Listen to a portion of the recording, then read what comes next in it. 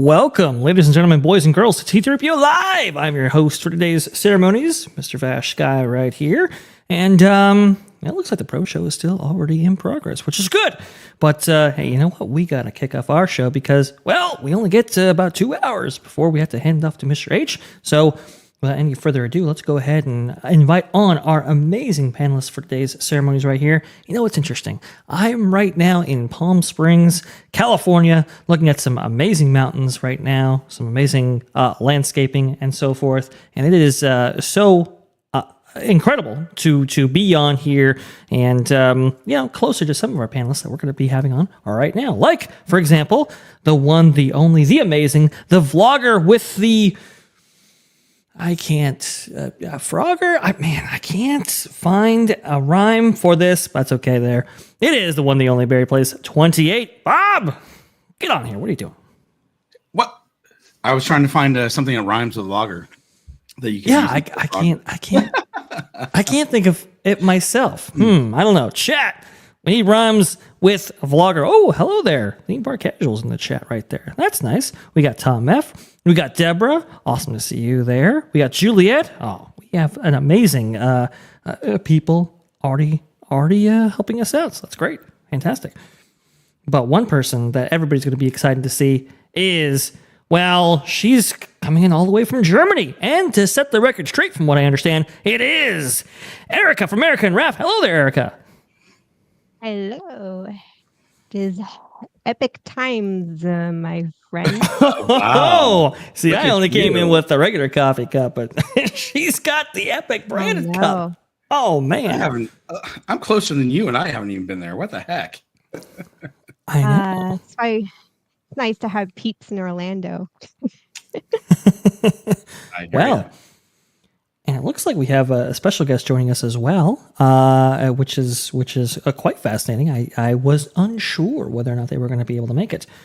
Before we get to them, though, I'd be remiss if I didn't bring on a great personal friend of mine. He's been helping out with the channel tremendously, and he's also a host of The Lost Guys. It is the one, the only Thunder, Nolan Thunder. Hello there, good sir. Hello, friends. How is everybody? We're doing pretty good, actually. I'm doing good, Nolan. Are you ready for the best show this side of the east side? Yeah. Is it an East Side show or is it a West Side show? I have no idea. But Depends you know on what? which park you're listening to Everywhere from. show. It's across the globe, everybody. I hope you're enjoying. Well, for the record, I did not go to Epic Universe. I gave Lorena money when the was it Stellanova? One of the resorts. Was it a bribe? No, it was not a bribe. What kind of friend do you think I am? Wow. No, I don't think so. But anyway, I had her pick me up some things. Hey, I would send Vash bribe money if it meant I got into Epic Universe. Am I right, Vash? Look, off the record, Nolan. It's off the record. No, I'm joking. Burn the files. To maintain journalistic integrity, I would never accept bribe money in order to get us into a theme park location like that. Never, ever. And speaking of somebody who is actually forming a deeper relationship with journalists, interestingly, in SF Gate, it is the one, the only theme park wizard. Hello there, sir. Hello, can you hear me? We can't hear you. Yeah, yes. Where are you, like actually? You're far away. Oh, I'm on my lunch break in my car. Okay. Well, we can make you out well enough. If we have problems, though, you might have to implement the same fix you did last time. Okay. But in order to take advantage of your time here, Wizard, let's go ahead and start out with your story, because guess what, folks?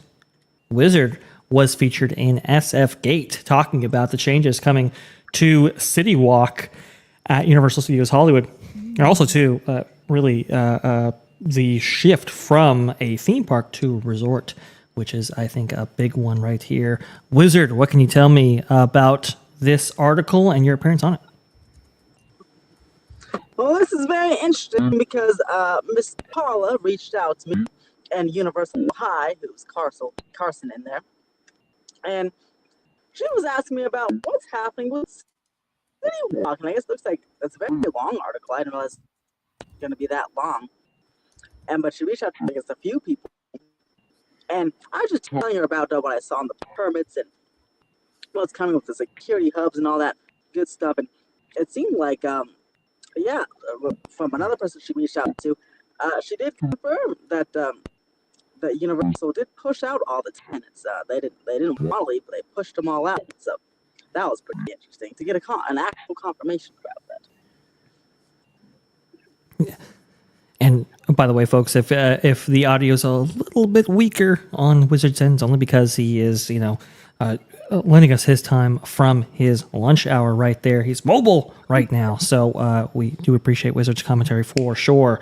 Yes, they have been shifting the proprietors who, some of them have been there for decades, like Abercrombie and Finch, for example. They've been shifting them out in order to fill those spaces with, I think you're quoting in this article, as saying people who are, I should say, proprietors more closely associated with Universal itself, or even Universal shops and so forth, which is a very much a distinct change in philosophy from the former years of CityWalk, which is very interesting.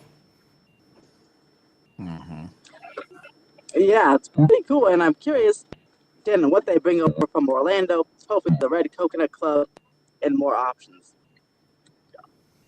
Yeah, this is a big article here, folks. This is it goes into a lot of depth, a lot of coverage on what is going on with this specific section of Universal Studios Hollywood, and really, it is the precursor, we believe, to much bigger things to come for Universal Studios Hollywood as it transitions, like I said, from a theme park to a resort.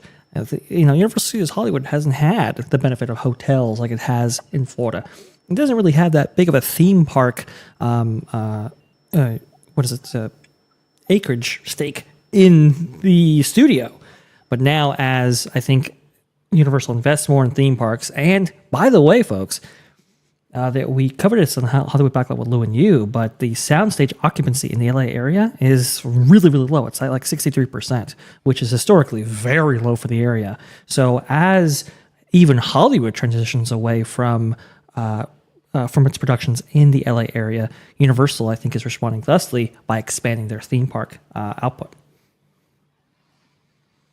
Well, to me, I think it's interesting because it's always been a movie studio, and that's what's been great about it. But you got Orlando, and you've got the Universal Studios over there. It's not a true studio like what we have, but like you said, we are not using those studios as much as we used to, and they're shooting all over the world and other places where tax credits are a lot lower. So if they can actually make way, I hate to see some of the actual sound stages close or move around, because some of them are legendary and had some amazing films created in them. But I am excited to see them expanding the theme park, because the theme park really doesn't have a huge presence there. It is a theme park. They have some cool things, but they really need to expand. It's nothing like what they have in Orlando. No, it is nothing like they have in Orlando at all. And with Epic Universe, now they have 3 gates at this point? 4 if you believe the whole marketing line that Volcano Bay, it's a water theme park. It's like, as hard as you try to spin that, it's a water park. But here's my thing on that. I go to a lot of different water parks. Obviously, I've got Not Soak City next to me and whatnot. I gotta say, that is the biggest and the coolest themed water park I've ever been to. Yeah. And since they do have a water coaster and they have a ton of rides and everything, I will give them the benefit of the doubt and say it's a 4th gate with the water park, because it's pretty amazing. It's unlike any other water park I've ever been to. Fine, Bob. I'll go ahead and defer to you on that. They have 4 gates out there, but if that's the case, I don't know. Maybe Walt Disney World has 6 gates, which we'll actually be talking about here in just a moment. Let's see right here. Yes, Tom F. You can find Theme Park Wizard on his YouTube channel, theme park wizard. And I'm going to go ahead and put this in the chat as well, this article, because I really want everybody to kind of read this in detail. We can't go over it here with too much depth because there's just so much going on right now in the theme park space. And I'm going to try to feature as many stories as possible. Bob, I definitely want to take advantage of your time as well, because I know your time might be limited. You're a very busy man nowadays, and I want to go ahead and get to some of the stuff that you have going on in your neck of the woods right now. First being, you have something big to announce. Real quick, it's so cool that Theme Park Wizard got put into this article for VashSky. So everyone go check it out. It's pretty cool, and congratulations, Theme Park Wizard. Absolutely. Absolutely. Thank you.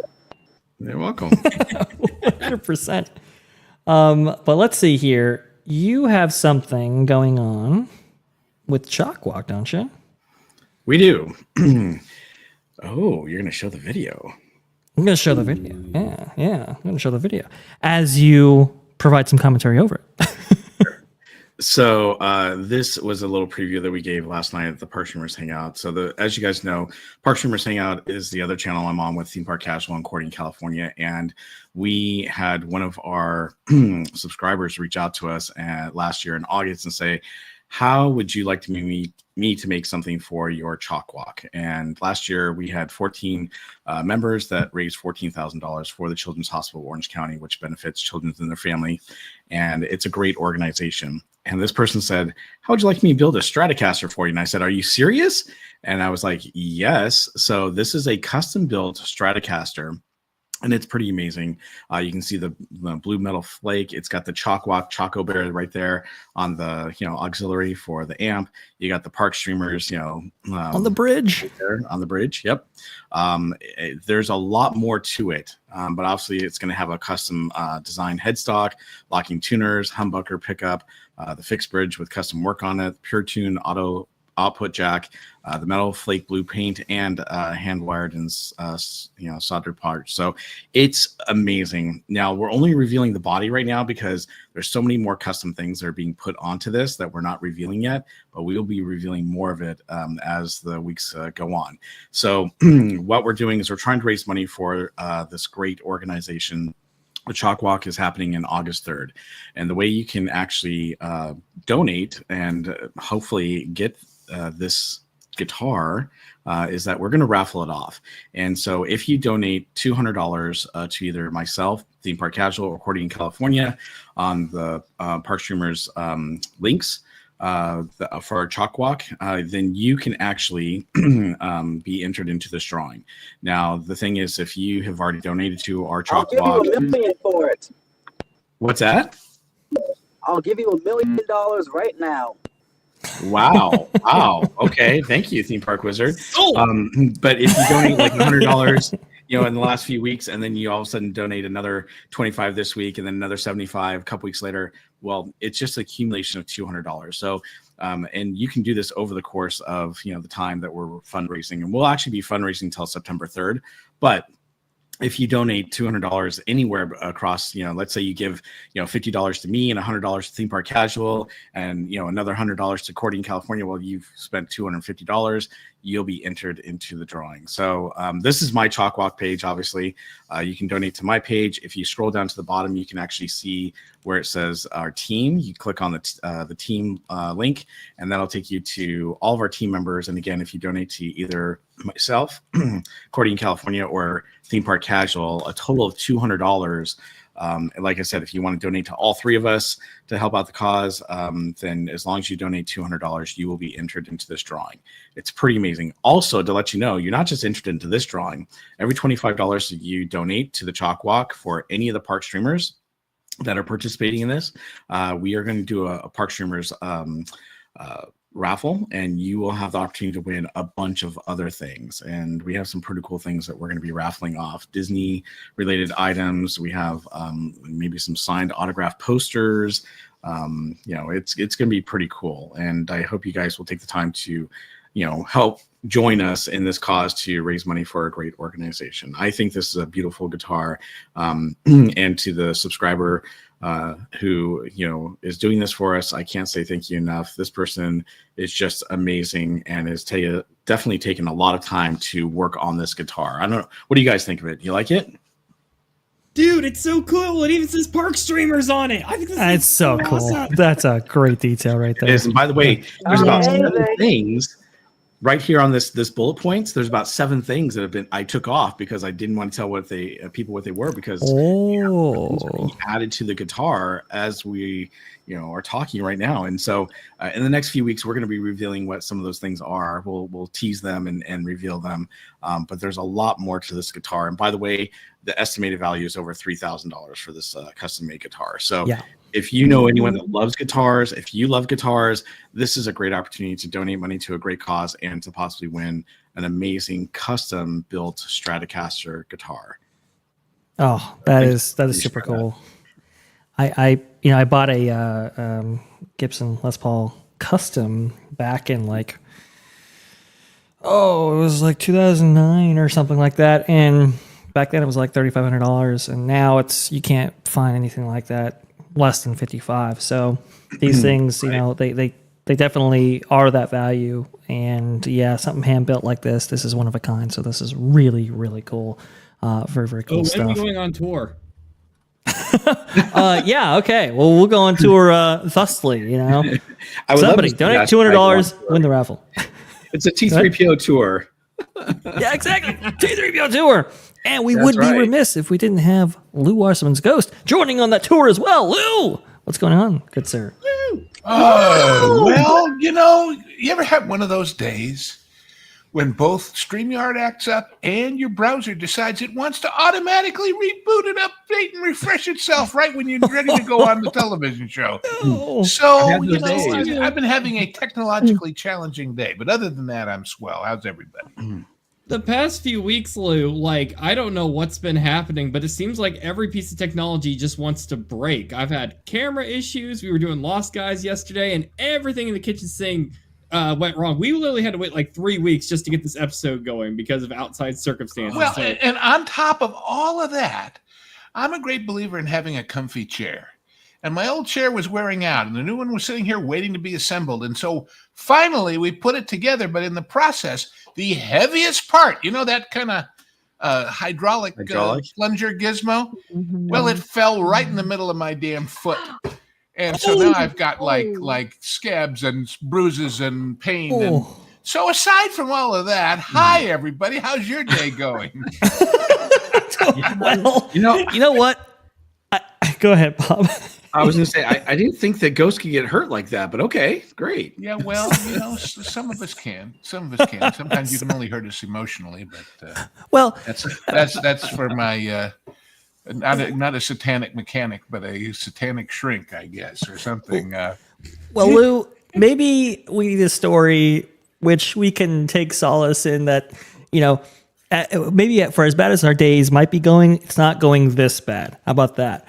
Because what do you this got? recently happened at the Disneyland Resort. Fire erupts at Disneyland parking structure, damaging multiple vehicles. It's funny how fire erupts. No cause, no reason. Nobody said it. But it just erupts. It's like cars that magically drive through crowds, but are not driven by anybody of any particular It's an interesting idea. I'm going to try to, I know Marty Snyder, he's been contributing to the chats on the Pro Show most recently. I did send him a link out to join this show, and he might have a little bit more commentary on maybe what the source of this might be, if just speculating.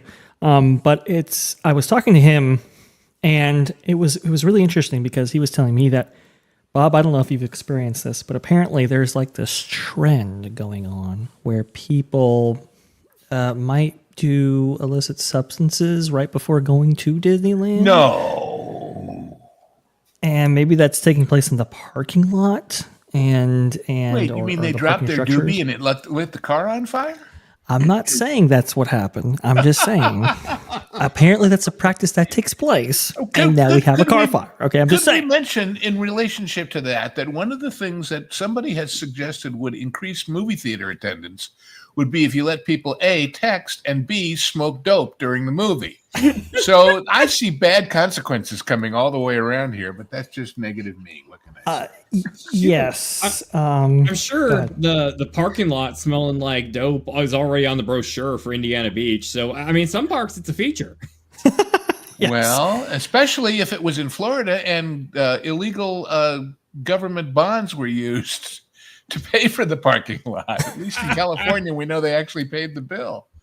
Yeah. But, So you can see right here, this is what Lou was referring to when talking about CinemaCon, actually, and the National Association of Theater Owners and what they were trying to do to get people back in. Well, apparently, some of that might already be taking place right now. I'm not saying that that was the cause of this fire. Listen, speaking from the old guy perspective, you got to remember this is not new.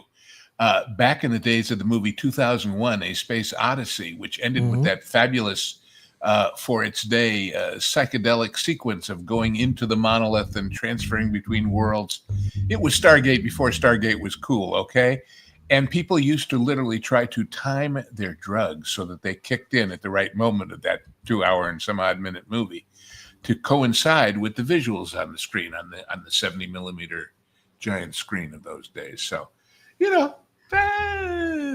everything old is new again. What can I say? Yeah, I wish I was. I suppose. Everything but me.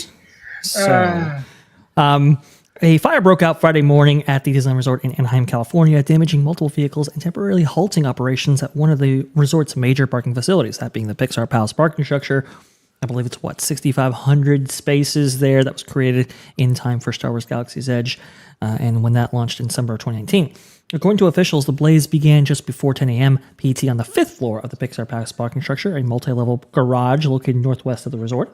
The Anaheim Fire Department responded quickly to reports of a vehicle fire, but not before the flames had already begun spreading to adjacent cars. Anaheim Police and Fire Public Information Officer Sergeant Jacob Gallagher confirmed to USA Today that no injuries were reported. While the initial assumption was the fire started with a Toyota RAV4, a later update revealed that investigators now believe the fire originated via a Kia Sportage SUV, with the flames erupting in the vehicle's engine. The exact cause remains unknown at this time.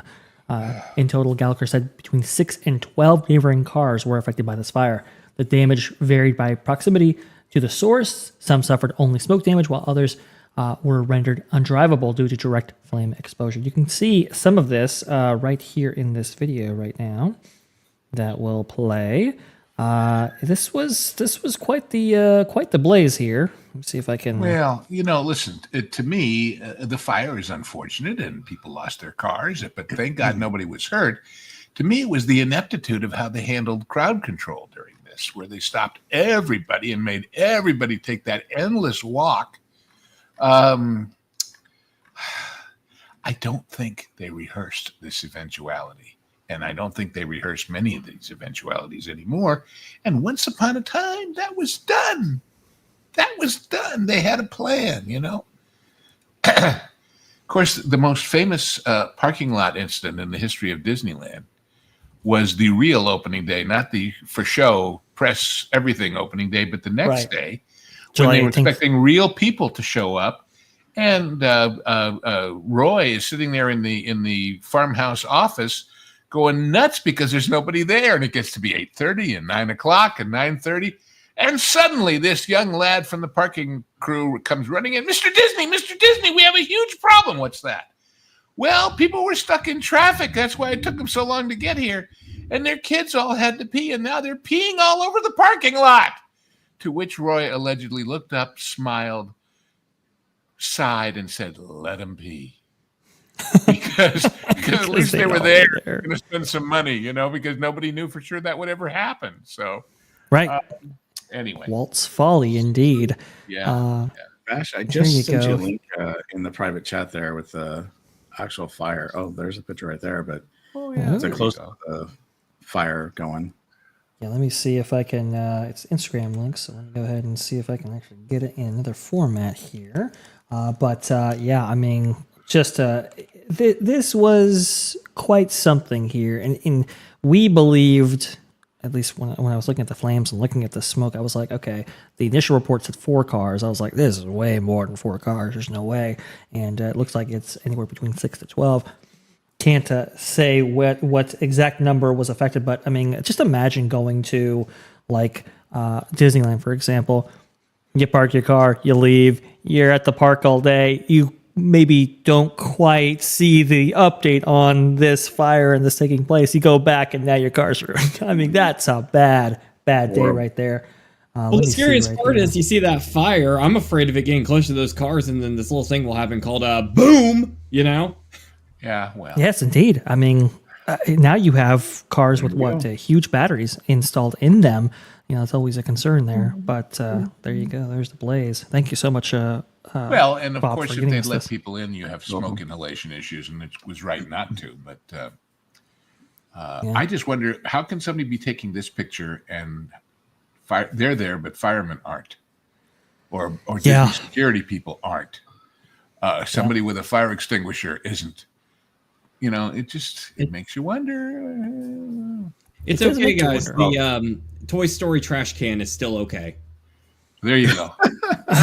Yeah, the Pixar trash can is just. This is a new color. Go away, red instead of green. Crazy is that there is no sprinkler system, going off. Yeah. What the heck? Yeah. Yeah. Well said. Yeah, there's the little, this aisle is full lighting system, but no water, right? Right. Isn't that very interesting? You think with, the awful events, that happened here a few months ago that we're still seeing the effects of, and we'll probably still continue to see the effects of for years and years to come for this state. You think they would up their fire security? I think that would be a thing. Oh, God, I hope the state isn't involved. You saw where the state hired some consultancy firm to speed up the permit process. Oh, yes. Millions of dollars, and so far they've gotten 6 permits done. 6 in the Palisades I'm talking about. Tens of thousands of homes. Yeah. 6 permits. Well, I remember when I lived there in an area that experienced a terrible brush fire, and happily our house was damaged but not destroyed. But there were a lot of trees that got their bark scorched and therefore would have died someday. And for weeks, the city, the state, and the insurance companies fought over, when we chop them down, who gets to sell the timber to the firewood people? That's the kind of petty bureaucratic crapola that happens, especially in California. So, indeed. Anyway, weeks. Wizard, what do you have to say about this? You're very much a resident theme park expert, and I'm sure you've seen your share of calamitous things that have happened.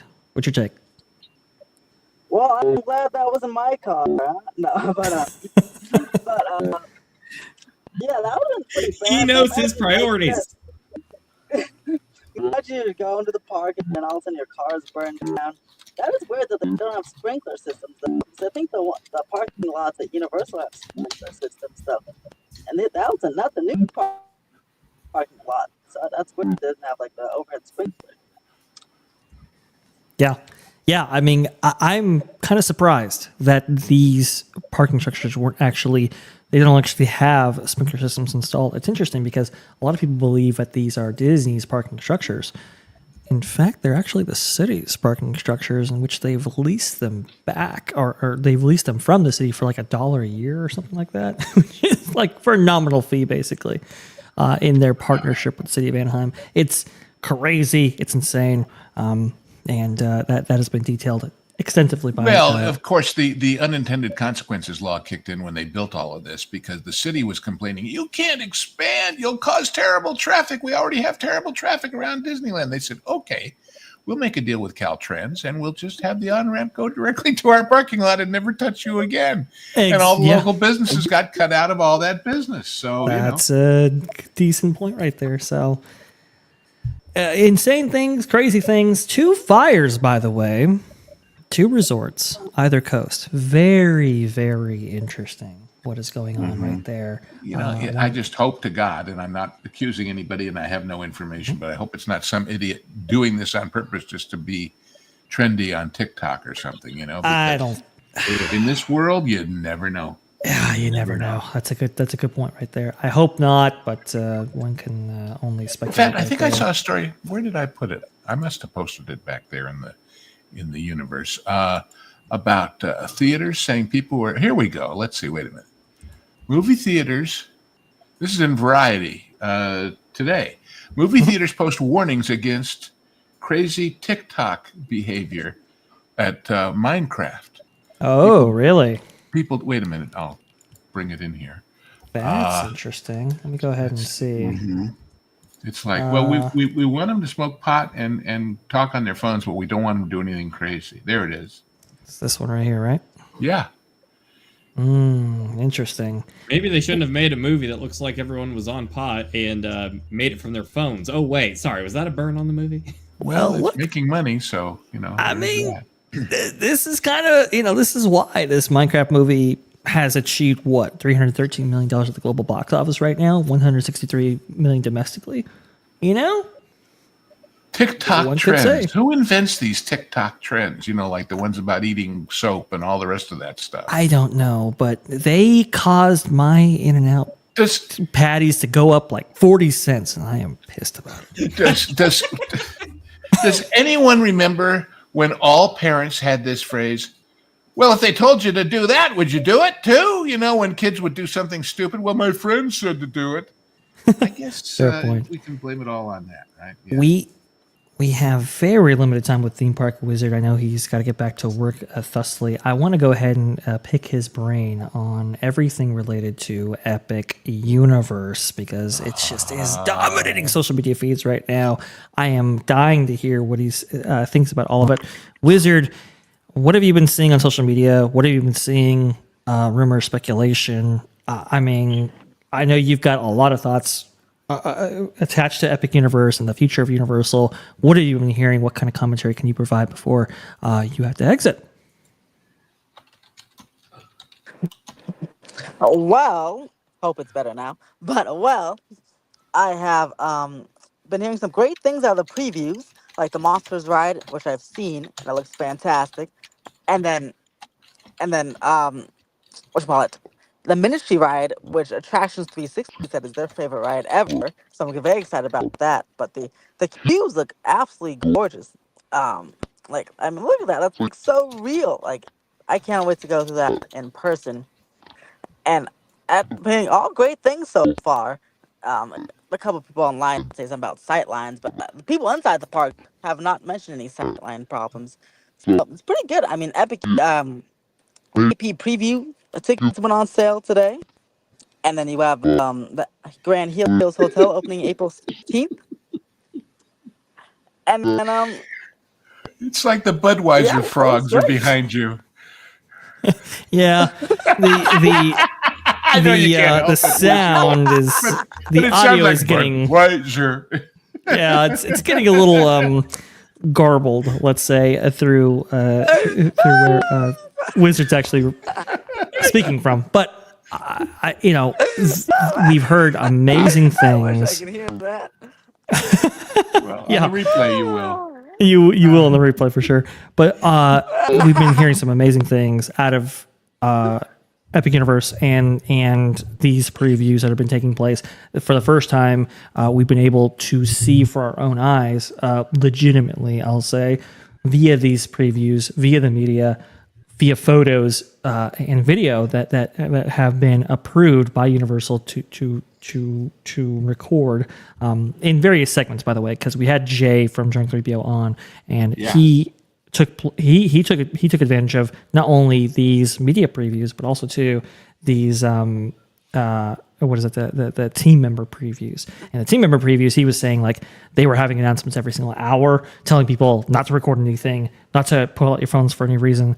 And they were escorting people out if people did bring out their phones for any reason. I mean, it was crazy.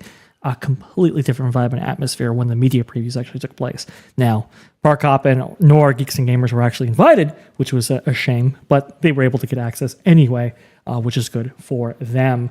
But these what's been coming out has been absolutely stunning. Like Wizard was actually saying before. I mean, just look at this. Look at these views. Look at this.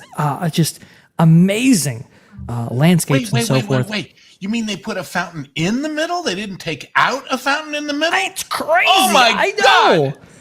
It's so wild. Lou, if you would have told me, I wouldn't have believed you, because apparently not all the theme park world hates fountains, which is very, very interesting.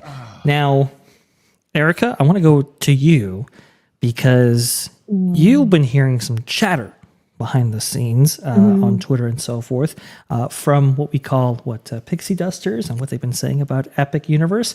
Please go ahead and correct the record. I know you're very passionate about this, so the floor is yours. So it was minor things, but things that have, I feel, legitimate explanations. It's just things that kind of get missed because they're trying to make such a point, but in making their point, they're missing the point. So there was there was some complaining about how the entrance was lackluster. The entrance is really massive and big. Almost like it's too big, it's too wide. What's up with this open space? And it looked a little bit like an outdoor mall campus. And then it was kind of thrown in there, comparing it to how, I guess, in their eyes, haters, which would be people, I guess, like us, compare it to Communicore Hall at Epcot. And I was sat there and I was like, first of all, there's a reason for the big wide open spaces. You have to consider that these are former Imagineers from Disney. They're very well seasoned in what they're doing. They know what they're doing. And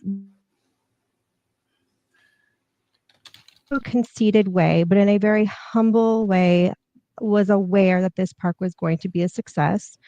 And the tidal wave of people that were going to be coming. So they knew intentionally going into this project to make the walkways wider.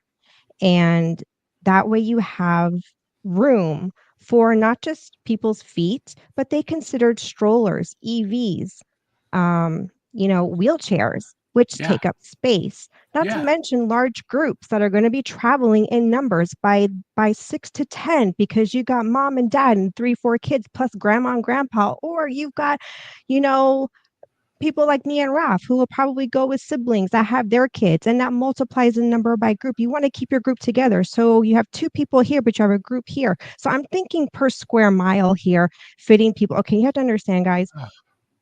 I've had a family member who was an industrial engineer for Disney. So these are things that go through my head just from conversations I've had with family members who have been in the theme park industry designing lands. And so I'm looking at it from that perspective, and that was a complete miss. And so I'm looking at this and I'm like, no, the walkways are great for the amount of people they're expecting to have. And Paris Disney actually has wider walkways than what we have in the United States. And it was done with the same intent. So, there's just things like that weren't being brought to light that really kind of irritated me. And I was just going into defense mode that moment when you're wait a minute. People were looking at all this wonderful stuff and saying, yeah, but the walkways are too big. Yes. God. And then it was more. What kind of the glass is half empty mentality, my God. There was, yeah, exactly. And then there was more. There was, look at they panned over the fountain over in front of the Grand Helios, and they were really kind of comparing how it was, so open and too open, and the heat. And I'm thinking, well, but wait a second. For one, wait for the park to mature. And wait for Universal to respond to complaints, because the difference here is that Universal is and has been and does respond to people, to their consumer, in comparison to Disney. On top of that, what they forgot to mention or forget to compare is that there's going to be a night show here, here in this space. So maybe they intentionally didn't put shades up because maybe it would block the view of the show, and Celestial Park is so big, and there's a lot of trees that are going to mature in the next 5 years. Give it time. The shade will come. And if Universal thinks that it needs more, they will revisit that. Unlike Disney, it just falls flat. Disney knows what the consumer wants. They're paying attention, they just don't care. And you're absolutely just living in a bubble if you don't see that. Disney is listening to all these YouTubers. They're listening to both sides of the spectrum. They just don't care. And no one wants to say that truth.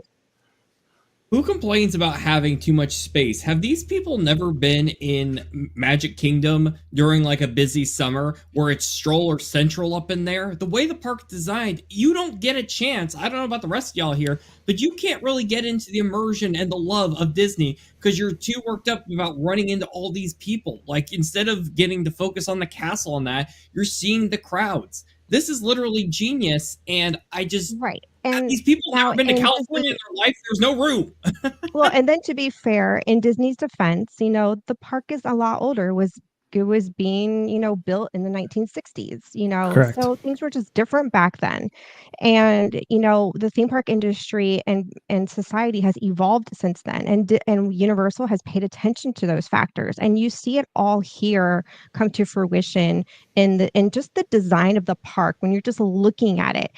Another thing that was kind of left out was they kind of missed the mark on when you're walking through the entrance. You have the Helios you see at the very end of Celestial Park, which would be equivalent to us seeing the castle at the end of Main Street. The weenie. What they didn't bring to light is that the Helios Hotel is the same exact height as Cinderella's castle. Yeah. And if you're walking, let's say you're staying at the hotel and you're walking through the hotel to enter the park from that direction, you've got the Kronos at the other side. So you have two icons on both sides of the street, and they're beautiful.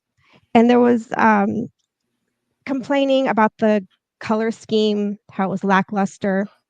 But what I noticed in the details is that they're pulling from all the color schemes in the lands and kind of melding it together in Celestial Park. And then as you go into each portal, the color schemes get more specific to that theme. Right. And another thing too is you're talking about the Florida sun. You can't go into this with a bright color scheme where the sun is going to blind you, because it will. The sand on the beaches will blind you because of the sun. So if you're putting a lot of gold, that's not really a good combo. But the color scheme is perfect for when it's dusk. It may not be as grandiose in the morning and maybe in the afternoon, but you get into about 3-4 o'clock in the afternoon when the sun is finally just starting to cool down and starting to kind of come down, and you're going to see the reflection on that bronze. And then look how it glows at night. So these were just things that were missed all in. It sounds minor, but they were also kind of taking digs at, I guess, what they consider our haters. And I don't know, found it to be just not well thought of, not looking at it from the perspective of an engineer. When that's the best they can do to complain about, it shows you that, frankly, I think there's a level of insincerity, unless they're all completely bonkers. I think there's a level of, honest Disney, I'm still on your side. Keep sending me the goodies. Because they were late to broaden their spectrum and get on both boats. You know what I mean? Anyway, it just everybody wants to be an art director. Yeah, I think the only valid complaints they have are the same ones I noticed in a lot of the videos that were dropping, and that is when you're going to Isle of Berk, you can see Stardust Racers. You can see the show building for the How to Train Your Dragon show. But at the same time, there's a lot of trees in that area that are very thin because they're new, they're babies. So give it about 5 years for those trees to mature. And you know what? There again, Universal, they will probably respond. They may at some point put something in place that will maybe enclose the land better. But also, we just found out tonight that Isle of Burke alone is the size of MGM Studios. Yeah. So, like, give a little grace here, you know? Yeah. So the fact that the trees are there is something. I happened as a child to go to the literal opening first day special deal that they put on as a benefit for, interestingly enough, the Jules Stein Eye Clinic at Magic Mountain in LA. And it was great, but all the trees were like 3 days old. And it was just, especially in the heat out there in the summertime, I think it was like a May opening. I don't remember exactly. But it was like, God, it's hot out here and there's no shade and there's no trees. And the trees were all still in boxes and stuff, So they've gone way beyond that. They're smart enough to do that. So more power to them as far as I'm concerned. This is all new foliage. This is all new for a theme park. So these things have to grow in. Sorry, Erica, please. There was like a laundry list here. Then there was another kind of complaining that Celestial Park was, lackluster. And my response to that was, well, wait a second, there again, it's a park. It is meant, the whole point of Celestial Park was to bring park back into the phrase theme park. And that was made very clear by Universal's, was it CEO, like months ago when they were interviewing. Mark Woodbury. What did they want instead? What did they want instead? The current redo of Epcot? It's not meant to overshadow the lands. The whole point of Celestial Park, maybe it is supposed to be bland because that way the portals are just that more spectacular. It's like they don't think that this stuff was done intentionally. You don't think these engineers aren't doing every little waking thing with intention and with purpose. And I got to tell you, looking at this right here, that is a park. That is beautiful. That is gorgeous. And there is more to a theme park than just rides and theming. I am getting older. I enjoy going to a theme park just to walk and hold hands with my husband and just have a stroll in the evening when it's dusk. It doesn't mean I have to get on every ride. Something that simple is just as exciting for me as a child wanting to go on a ride or a teenager going on a roller coaster.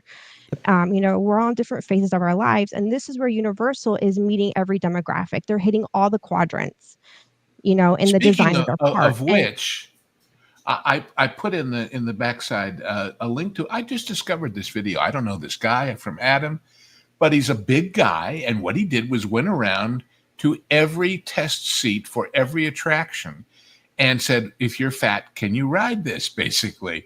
And amazingly, the only one that's slightly iffy is the big coaster, is Stardust. And I loved that he was able to do that, and the test seats were mostly outside. I remember when I first went to Islands of Adventure, standing in the queue for Hogwarts, getting all the way to just before the ride, before the test seat was there, and I found out I was too big to get on. And that was very, I mean, it was an okay queue, don't get me wrong. There's nothing like some of these. But anyway, so happily, his report says you're going to be fine on 99.9% of all of this if you're a big person. Yeah. There's another thing of Universal appealing to different demographics of our modern era. People weren't so fat in Disneyland's debut. We just weren't. They weren't to America. And that has been a problem that has, within the last 30 years or so, Disney has had to actually go back in and redo some of their rides in order to account for the let's say the rise in body portion. I'm trying to be as delicate as possible with that, but Small World went through a huge overhaul in order to take that into account. Go ahead, Eric. Of course, Small World did. That's ironic. But then going into the portals, some of the complaints were that they weren't as, so they were expecting something just like big. Or just raise a hand for you guys. Or has anyone seen the Colosseum in Italy by chance? Yes. Have you? Just say yes or no. Have an idea. Okay, so Okay, so when you're in Italy, when you go to Rome, you take the metro, and as soon as you get out of the metro, the Colosseum is just bam right there in your face. And it is just like, whoa. They were expecting that kind of a wow factor. And I was like, but wait a second, here we go again. You have to consider the crowds and some of like Harry Potter, for example, there's a reason, most likely, and I'm thinking with an engineer hat, industrial engineering, there's a reason why they probably have the crowd dividing, going into two separate directions. So everyone's not being paddled in at the same time and running and pushing. There's a reason why you don't see the big, I forgot what it's called in Paris, the Eiffel Tower? Eiffel Tower? Arc de Triomphe? not the Eiffel Tower. It's the other huge. I swear there's The one Arc in de Oh, Eastern Triomphe? Europe too. it's the arch, right? There's one in Italy. Yeah, I think that's it. Yeah. But anyway, it was they were expecting such a much larger reveal, and then Dark Universe. Oh, it's so small. Okay, well, wait a second. Here we go again. Have you ever been to Europe? Europe has small streets. Yeah.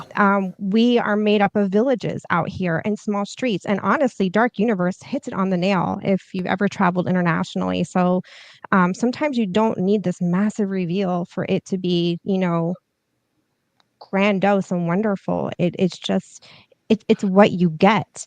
And that's what makes typical it idiot running spectacular. backwards down the escalator. I tell you, you got to account for the dumb guest factor too, and they've done that mostly. So that's good. So those are some kind of the buzz I was hearing, kind of putting it all together when these videos were dropping like flies, and I'm like, oh my gosh. And well, so I'm happy you told us about it, but I'm happy I didn't see that because I would have roasted people. Oh, I was going crazy over the weekend. You can ask Raph because that poor guy got so.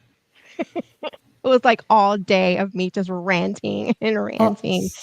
I'll say. Oh, go ahead, Erica, please. Oh no, you're good. You're fine. I'll say this about the walkway situation, right? It was a choice by Walt Disney to have the walkways be as quaint as they were, and to have the size of that park feel as charming as it did, right? And that was all kind of they started with the castle and worked backwards, and that's how you get to the charm that is Disneyland.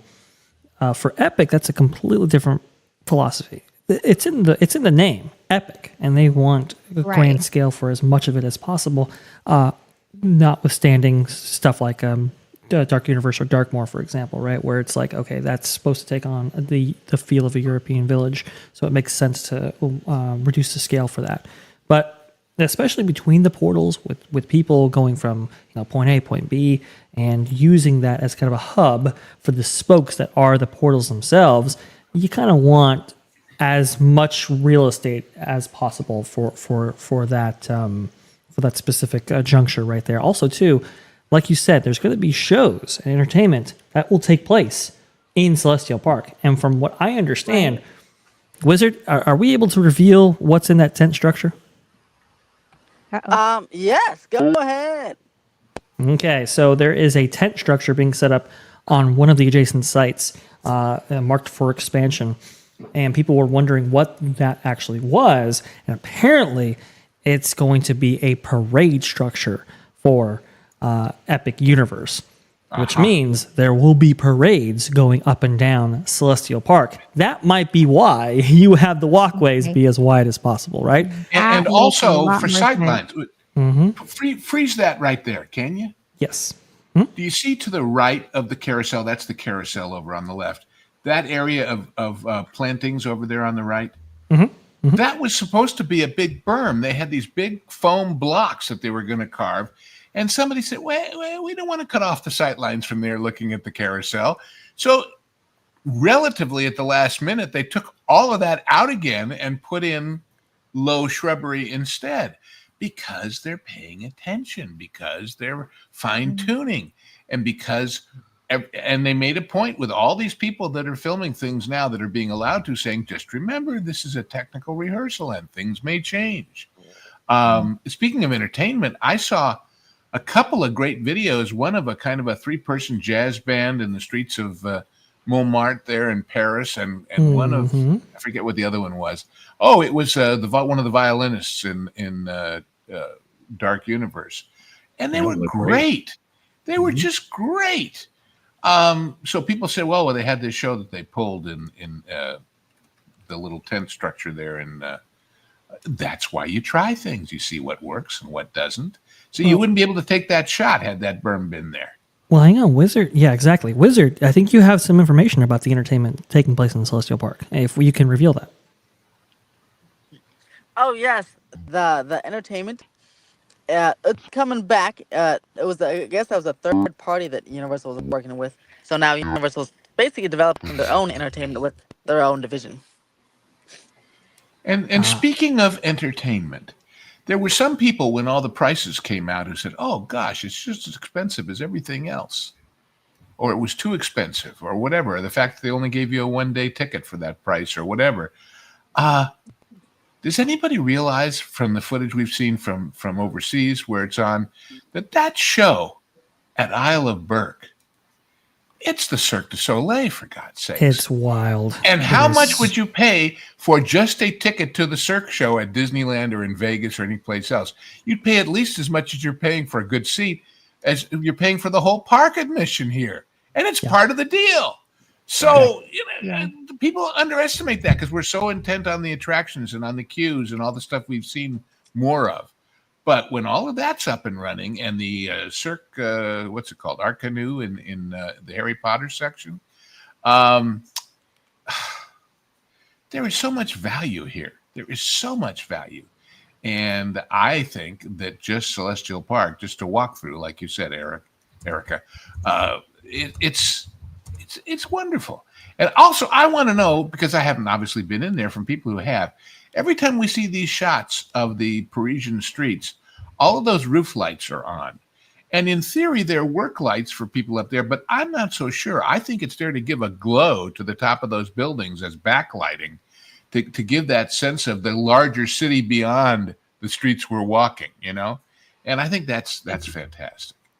A key thing you said there, Lou, was value. How often in 2025 do you drop, however much money on this trip, and you actually get a huge, expansive experience, like you're kind of like when you first walked into Epcot back in the 70s. Yeah. Like nowadays, there's so much manipulation going on for like social media. It's like have to get the perfect picture, and then you go there, and the whole thing is just flocked with people, or it just has to be a certain angle, and it's actually much, much smaller.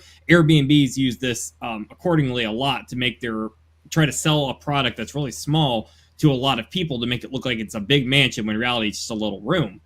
I think it's so cool that you actually get to go there and take a little walk, like see all this expansiveness around you. It makes you feel like you're actually walking into a dream world as opposed to just, okay, I'm filming my little TikTok here. Oh, hey, here's like 20 different people hunched up next to me. Here's a completely differently themed ride that's going to clash with everything, kind of like what Disney's trying to do with Hollywood Studios right now. It actually has a gradual, like with their portals set up, where it's like, okay, way over here is Mario, way over here is the monsters, and in the middle, everything just feels kind of cyberpunk-esque, with like the old gold aesthetic to it.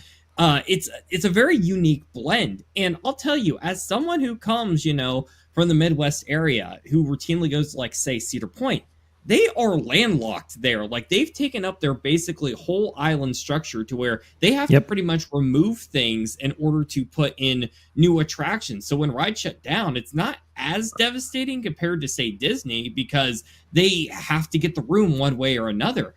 Here, I'm seeing all the room they're giving us with Epic Universe, and I'm thinking what's going to happen over the next 10, 20 years. Say, God forbid, something happens to where, they lose an IP and they can't keep having, I don't know, Mario or something in their park, which I don't think is going to happen anytime soon.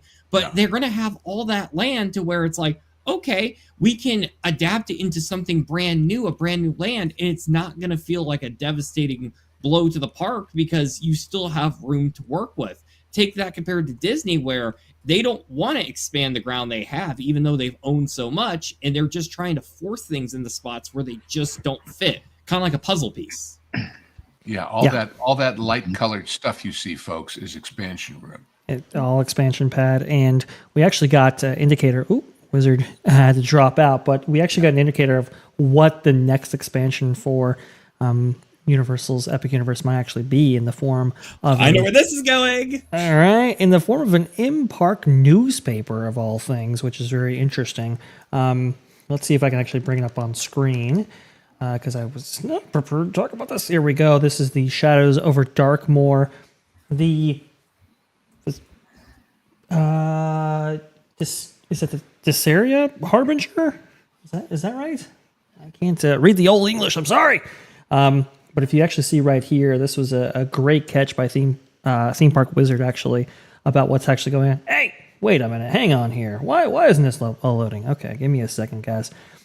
If you see on the very right hand, you'll see that local man finds strange footprints in woods. It says right here, a set of mysterious tracks belonging to an unknown creature were discovered leading into the marshlands on the outskirts of Darkmoor. Biologists investigating the scene have claimed that the tracks belong to a, quote, amphibious humanoid due to their peculiar muscle structure and the presence of web digits. No further comment was actually given. Discovered the tracks by local man Mike Rusali? I'm not sure. Has stoked fear of the so-called, quote, gill man, previously reported by the Harbinger as having stalked the village. So there have been rumors of a creature from the Black Lagoon boat ride to be added to Dark Universe. You can actually see right here where that boat ride actually might take place in this kind of darker section right here. Yeah. Ash, tell me more. Yes, I know. I mean, it's big time. It's a big time expansion right there. We've also heard tale of maybe Zelda getting an expansion next to Super Nintendo World. We've been hearing about maybe a Harry Potter themed restaurant adjacent to the Harry Potter section right there. You can actually see that highlighted in blue on the screen. Trust me, folks, like this is the start. This is the beginning of the excellence that is Epic Universe. And trust me, they are ramping up and putting the gas pedal on. I'm reminded of Churchill's famous quote when he said, "Now this is not the end. This is not even the beginning of the end, but it is perhaps the end of the beginning." So yeah, I like that. I like that a lot. More, but the other thing is, I was reading some speculation because there's all this complication going on with the Paramount Skydance deal. And somebody said, well, once upon a time, of course, Star Trek was on NBC. So maybe they could license that IP and do a Starfleet Academy land here somewhere. And I said, I'll tell you one thing. I don't know that that'll happen. I can't imagine it happening anytime soon. But if it did, you know the difference between Universal and Disney?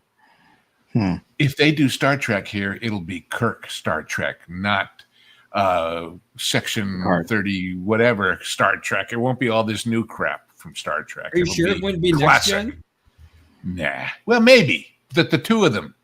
That's as far as they'll go because that's what people want.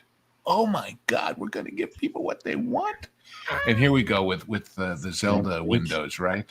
Isn't it wild? Yes, the Zelda windows for sure. So this is the Nintendo store. Please, Nolan, take it away.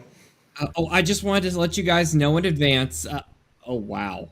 I'm going to be pulling up Zillow here after the show and seeing if I can actually live within Epic Universe once the Zelda thing goes up because, oh my gosh.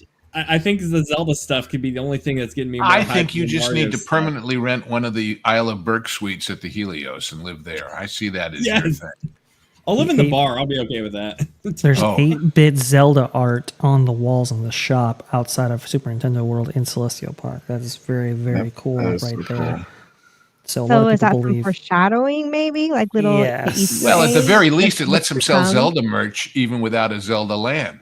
That's true. You know how Disney has been pushing hard, the building lightsaber stuff. I've done it myself, and I know that's kind of a mixed bag on reception.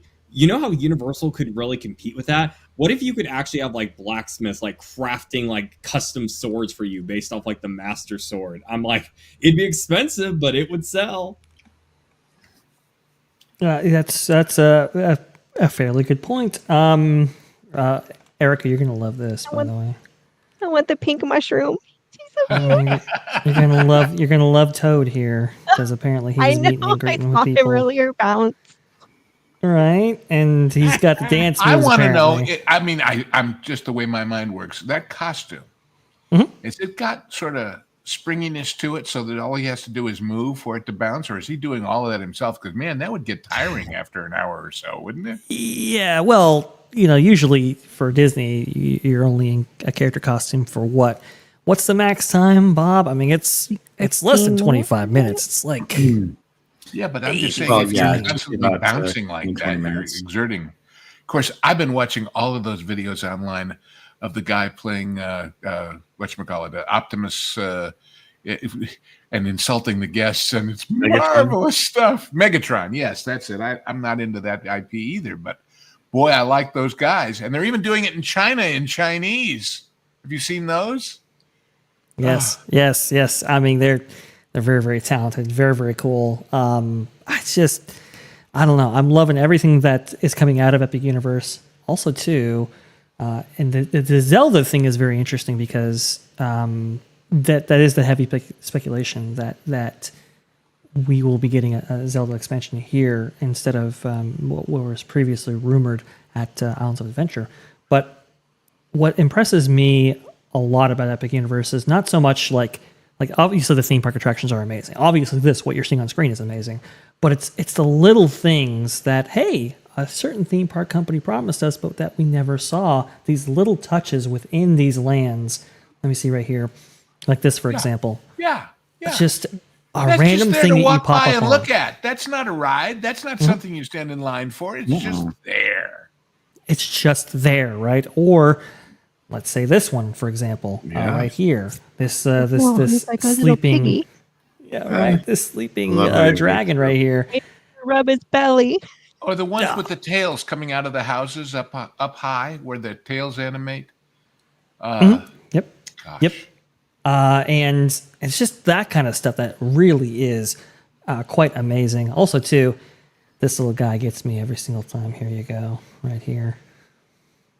There are multiple of these little dragons, by the way, and it's super, super cool And to witness. I'm serious. I watched a couple of the movies because I was curious once I heard it was going to be part of this.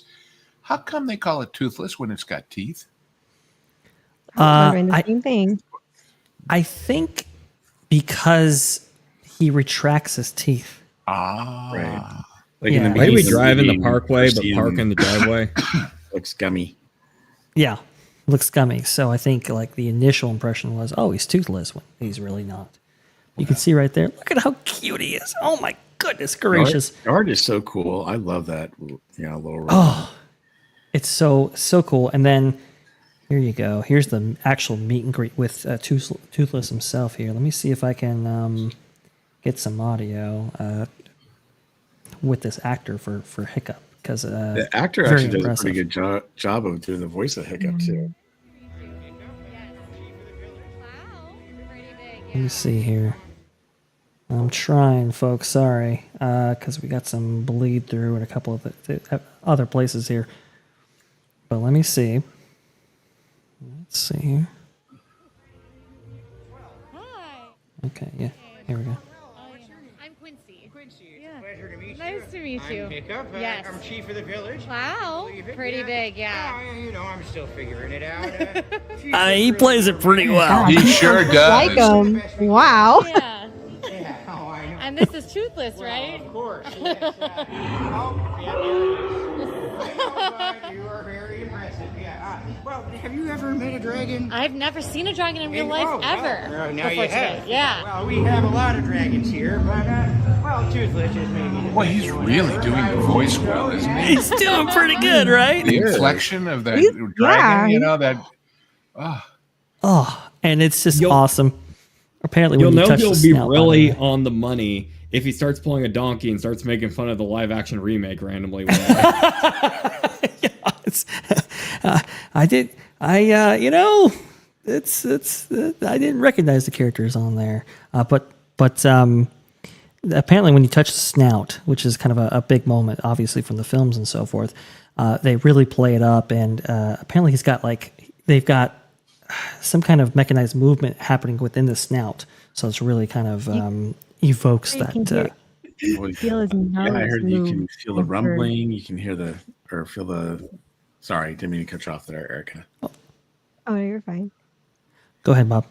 Yeah, so apparently you get the breath, coming out of the nose. You can feel, his, voice inflection kind of vibrating through him, and so it's a whole. I mean, it's a really cool experience from what I'm hearing from people who've done this. So.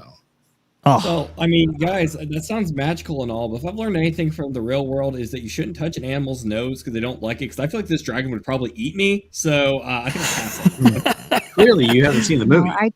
Where you went wrong with that, Nolan, was all saying the from the time. real world. This is not the real world. the universe. Go ahead, Erica. Close enough to something that will eat me. I do have something to say back to what I was saying earlier. Please. But I don't want to deviate from the topic either. You're okay. So you know how Tiana's Bayou is like an extension of the Frog Princess story? Mm-hmm. Yeah. Okay. And so apparently in Harry Potter, Vash, you might know more about this than I do. Are they introducing a new character or a few new characters on so let's see here. The Harry Potter Ministry of Magic, you have this character right here. That's brand new, I believe, for this for this specific attraction. Apparently that So the unfair comparison and dig that was made was how people like us complain about Tiana's Bayou and that being like an extended storytelling, and how it's, we complain about when Disney does it, it's, bad, but then here's Harry Potter doing it and it's good. So my point is they kind of made us out to be like hypocrites. And well, let me help them out. You know the difference between that figure we just saw and the ones in Tiana? I know. This one is not staring off into space with a blank expression going, grrr. That little differentiation. I looked at Raph and I'm like, are you freaking kidding me? Are you serious? I mean, you have look at how even the ears wiggle. I mean, look at the animation on this thing. This is every bit as fluid, by the way, as that shaman thing at the Avatar area, if not more. Yeah, and even that's breaking down. Even that's not doing their But I mean, the statues. You can't compare something like Harry Potter and the franchise and universe of Harry Potter, because it is just huge. It is massive. You're talking the lore. 7 books, 8 movies, right? And the lore. And Tiana does not have that. And you're you're not even comparing apples to oranges. You're comparing apples to rocks. You have to remember also, and I again hate to bring politics back into this, they hate J.K. Rowling now because of what she said about gender. And so therefore anything associated with her, they're going to go after anyway. And the fact is, none of this exists without her approval. She has a very tight control of what is and isn't done.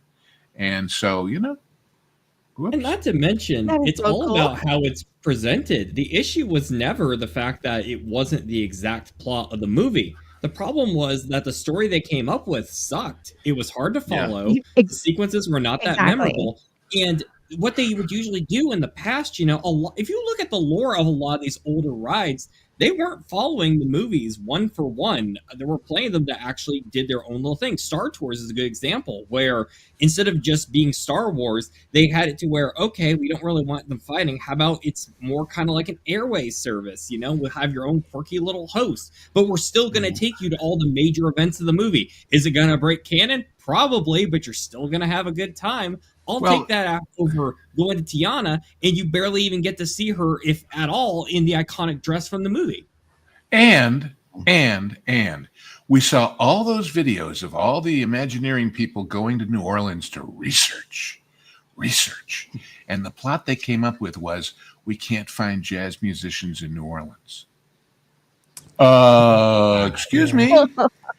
Let me see if I have some of those research trip videos right here. Yeah, and that was my thing too, was storyline cohesiveness. Even if you are expanding on the story, Harry Potter, you've got so much room to do that with. And if Universal is given permission by J.K. Rowling to do that, obviously they did it very carefully and with her approval and guidance.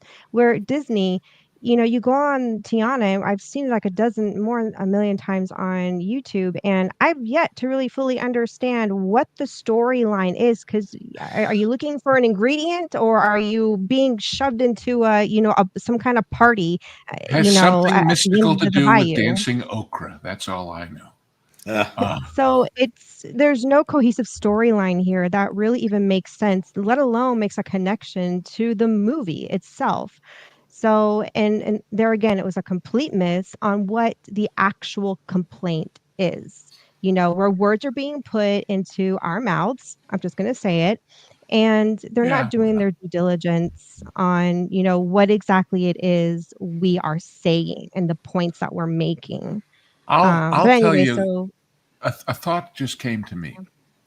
We know that the Fantastic Beasts movies are over because they weren't as successful as people hoped that they would be financially. But they're in all of that French stuff and in the Circus Arcanu or whatever it is. The question is, will we see an uptick in people watching streaming of those three movies because of the theme park?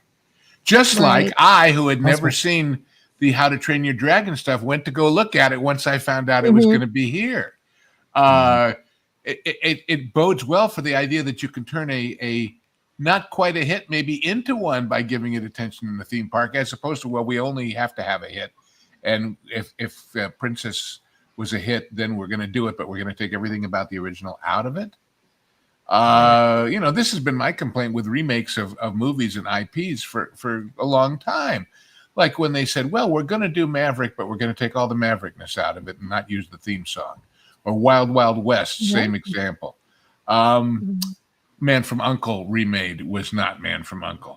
So, and by the way, I keep sending one of my grandkids video box sets of my youth so they can get their culture right, because he fell in love when I showed him the clip of Batman saying, some days you just can't get rid of a bomb. Anyway, I just told his mother that the next one coming is the complete Man from U.N.C.L.E. series. And she said, and she's what, going on 40? Yeah. Is that the guy from NCIS? David McCallum. So everybody, it's the whole Wings. Wasn't the Beatles Wings other band? It's that whole generational thing. When I was a kid in the 50s, I understood about Humphrey Bogart and people who came and went long before I was alive, because I was connected to my culture. There is a disconnect, and these people are putting it back. In fact, I read an interesting article the other day that said Dark Universe is the incarnation of what the film series was going to be with that mummy movie with Cruise that never happened.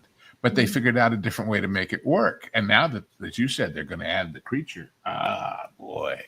I mean, that's going to be story awesome. Created for Magic of the Ministry. It's probable. If J.K. Rowling wanted to write a book on it and then put it into film, they could do that. Where Tiana, there's just so many loose ends. Nothing flows from the movie. But there again, it's that storytelling cohesiveness that Disney has lost its way on. And I got really irritated when I was just hearing all these, quote, minor complaints. But clearly they were jobs. I'm not going to mention who these people were because I don't start any wars. But there have been, by the way, there have been similar articles recently. Ooh, how will the tariffs affect Disney World? Answer, well, if you have something with fruit in it at Disney World's restaurants, and that fruit is coming from South America, it might be 3% more expensive. Oh my God, that evil orange man, he's ruining my vacation. And you know what? If it does, it does. That's what happens when you get in bed with, communists. And as a Cuban here, I'm going to say it. I can say that. Maybe you shouldn't be, tangoing with the devil like that, because it's going to bite you in the rear later. Right. Anyway, so Nolan, you hit it on the nail. The idea of the 3% increase on, they mentioned grapes and berries in dishes at Disney World is like, wow, that's the big expense. It isn't the $1,500 weekend for a family of 4 when you could go to Bali, including airfare, and stay for a week in a luxury thing on the water for the same money. Or now I'm seeing comparisons, with the Chinese parks even being better, and in the case of Hong Kong, uncrowded. Oh my goodness! Let's. Nolan, you hit it. That's hit the it on answer, the nail. Erica. They're desperate. We'll bring in that Nolan, you hit it conversation on just the a little bit. Here you go. Yeah. Oh yeah. Oh, Bob Iger man. warning about tariffs and what effect it might actually have. Your popcorn bucket made by slave labor might cost a little more. Oh my God! Yeah. Oh, the world is coming to an end. Don't ignore the fact that we're charging you more for the park tickets and the fast passes and the hotel rooms and everything else. And by the way, did you see today? Delta announced that they're cutting back on flights from England to Orlando, and maybe cutting back on Parisian flights to Orlando. Does that tell you something about how expensive it is that they're anticipating a fall off in attendance, even with Epic? Well, yeah. Epic, I think Universal took advantage of that international travel to a large degree, and I think was counting on that for definitely Epic. UK visitation is a big part of their annual revenue right there. I don't think it's going to put a dent in it. If you want to go that bad, you will find a way. And Epic is so enticing to want to go that even a Brit is going to be like, I don't care. I'll spend the money. Take my money. But remember that when Paris opened, the Brits were saying it was cheaper to get a package tour deal out of London to Orlando than it was to just go across the pond and going to Paris. So there's always been this cost analysis by families and real people. And of course, right after this will be the official announcement on UK Universal. So, we're waiting for that any day. That's a good point, actually. That gets around your tariff problem quite well, doesn't it? I want to bring up something here because I think it's really, really interesting. Bill Zanetti actually had some commentary on this, saying Universal just finished a theme park before import tariffs kicked in. Disney's expansion will be considerably more costly for far less. That doesn't even account for the insane amount of overhead WDI charges to get anything done. Hope those contracts were already signed. That's the big thing, right? That's just like when they decided during the pandemic, let's slow down construction on Tron and everything else because, hey, we're not going to be getting any revenue out of it. So what the heck? And of course, inflation made the cost of lumber and steel and everything else to build it that much more expensive. So in the long run, they lost money on that brilliant piece of non-business planning. So, yeah. Wouldn't it be cheaper for them to buy these materials? Once a lot of these companies like come to the US and they build their manufacturing like for steel and all that stuff, wouldn't it be cheaper for a company like Disney to get those goods from within our own country versus going overseas? Sure. You well said. Wait, you're suggesting that the company run by this guy. Well, it's American. Well, the idea is it'd be American made. Well, yeah, right. Well, that's the thing here, Erica. They don't like America. This is the really interesting part about this. So if we look at this Disney Tourist blog article right here, talking about Bob Iger warns of tariffs impact on Disney's $60 billion expansion plans by Tom Bricker here. If we scroll down, it actually says some very interesting commentary about this specific issue. Walt Disney World and Disneyland are very different stories that compared to cruise lines, for example, that was brought up by Bob Iger himself. In addition to importing a variety of raw materials that would be subject to massive tariffs, Walt Disney World and Disneyland will import entire ride systems. To the best of my knowledge, all the major roller coaster manufacturers are based in Europe, except for Rocky Mountain Construction. But that's of course, that the EU this week came out and said, well, we want to make a zero tariff on all industrial products. Well, does a roller coaster qualify? I think so. Perhaps Disney cannot and will simply not be able to pivot to an American manufacturer if it even exists, or make ride systems themselves. The cost in time and dollars would be greater than tariffs of an under duration. Remember, back in the day, Disney used to produce a lot of this stuff in-house. They used to produce roller coasters in-house as well for like a very brief period of time before Vekoma and after Arrow. That's a whole different story. Audio-animatronic technologies. Their audio-animatronics technologies that they've been investing in for Tiana's by Adventure, for example, a lot of those parts are sourced from outside the country, out in China and so forth. They used to do a lot of this stuff in-house. They have not for a long period of time, and now a lot of that is starting to catch up with them in a big way. It's going to be tough for them coming up if these tariffs remain in place. And well, but that's no fault of their own. They're not going to remain in place. That's the whole point of putting them in, is to say, oh, you want it to go away, make a deal. Right. And so far, I think the latest count is 60 or 70 countries have approached the White House saying, hey, can we make a deal, please? Let's make a deal. It's just when you rely on, corporations from outside the country, when you rely so heavily on third-party proprietors or contractors and so forth that aren't your own, well, now you're subject to whatever happens with those sources. So it's just kind of fascinating. It's interesting insight right here. Disney will have to respond in some way to Epic.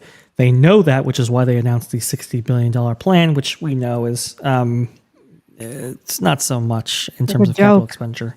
Yeah, it's a joke, especially when you divide it by the number of parks that they have. Remember, Walt Disney World has 25 plus hotels and resorts on property in just that property alone, much less, the 6 or so hotels that they have at Disneyland Paris and the 3 they have in Disneyland. You just multiply it out and it equals to nothing. But I love to see in an article right here, Flying Dragons and Omnidirectional Elevators Inside Epic Universe, one of the biggest, largest, most expensive theme parks ever made, by Natasha Chen here. If we scroll down, it has a quote from a industry expert, Dennis Spiegel, owner and founder of consulting firm International Theme Park Services. It says some interesting commentary right here, if I can find it real fast. It is right here. Disney and Universal are in the greatest boxing match they've ever been in at this point in time, and it's a slugfest, Spiegel said. I believe that within 12 to 16 months, Disney will announce its 5th gate theme park because it's necessary. That is very interesting because we've heard that Fifth Gate has been explored, but that Disney has chosen to invest in its existing parks. I saw this article, and this guy is making perfect sense if he were running Disney, but not with the people who are running it. It ain't going to happen. That's a good point. And if they announced it tomorrow, they would be 10 years away from getting the gate open at the rate they go. So, And not then to mention, the it's stuff too they late. announced tomorrow, they'd show you concept art that would never happen, or they would show you things like that, Bloomin' Onion Villains Land, or which is what I've dubbed it because all those fingers sticking up in the air remind me of that. Lou, it's so expensive to go to Disney right now, and you're essentially paying for the 5th gate, and it's not even there. So by the time they do get a 5th gate on scene, you're already priced people out. So a 5th gate, I don't even know how, financially speaking, for like the middle class, how that's going to work, because the prices are going to go up, and they're already astronomical. So I'm just sitting here trying to do the math in my head as a just a regular person, and I'm like, how is that going to work? Because Universal belted out this massive park at a very reasonable price for what Disney paid for, what you're getting, and I'm getting value here. You can't even bring that to the table with what you currently have, and you want to start talking about a 5th gate? You're out of your mind. Well, of course, a sensible person would have said, let's fix the other 4 gates. A sensible management would say, well, why don't we improve the ones we've got and make them so good they compete with this? That makes too much sense. Then they gave us that awful desecration of Epcot. And at that point I said, because you can't. Because you don't know how. Because Nolan, go ahead. Oh no! Anyway. Well, I was gonna say is, well, I know Lou earlier brought up how it's like, okay, in the 5th gate we'll put like the dumb villains land or something like that. That's the problem. They're too late into this game. They've already announced that they were going to put Villains Land within pre-existing Disney parks. They're going to do the Monsters Inc. expansion within Hollywood Studios. They are literally dedicating all this money, all this time, all this planning, all this work, and getting rid of rides they already have in order to make this dream of theirs become a reality. Since they've had to put so much time for these Imagineers, and a lot of them are, newer, so they're not as experienced, well, then how far along are they realistically here with a 5th gate option? There's a lot more that goes into it than just like, okay, we'll make some fancy art, some ideas. They're going to have to go through constant revisions. They're going to have to think about ride safety. They're going to have to put a lot of thought into these things. And as we're seeing on screen here, it seems that Disney doesn't put a lot of thought into things. But when you're making a theme park expansion, theoretically, they should have a lot of planning they need to do for this. They are too behind, and they've already committed to this. I feel like at this point, we are literally Blooming Onion Land. Weeks away from Muppet Vision closing. It's supposed to close in June.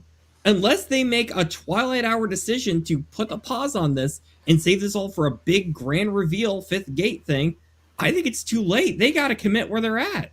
Yeah. By the way, it's too late for that. When Disneyland was being built, when Walt Disney World was being built, they didn't build them as a reaction to existing parks, except for Walt saying, I don't want to be a sleazy, dirty carny.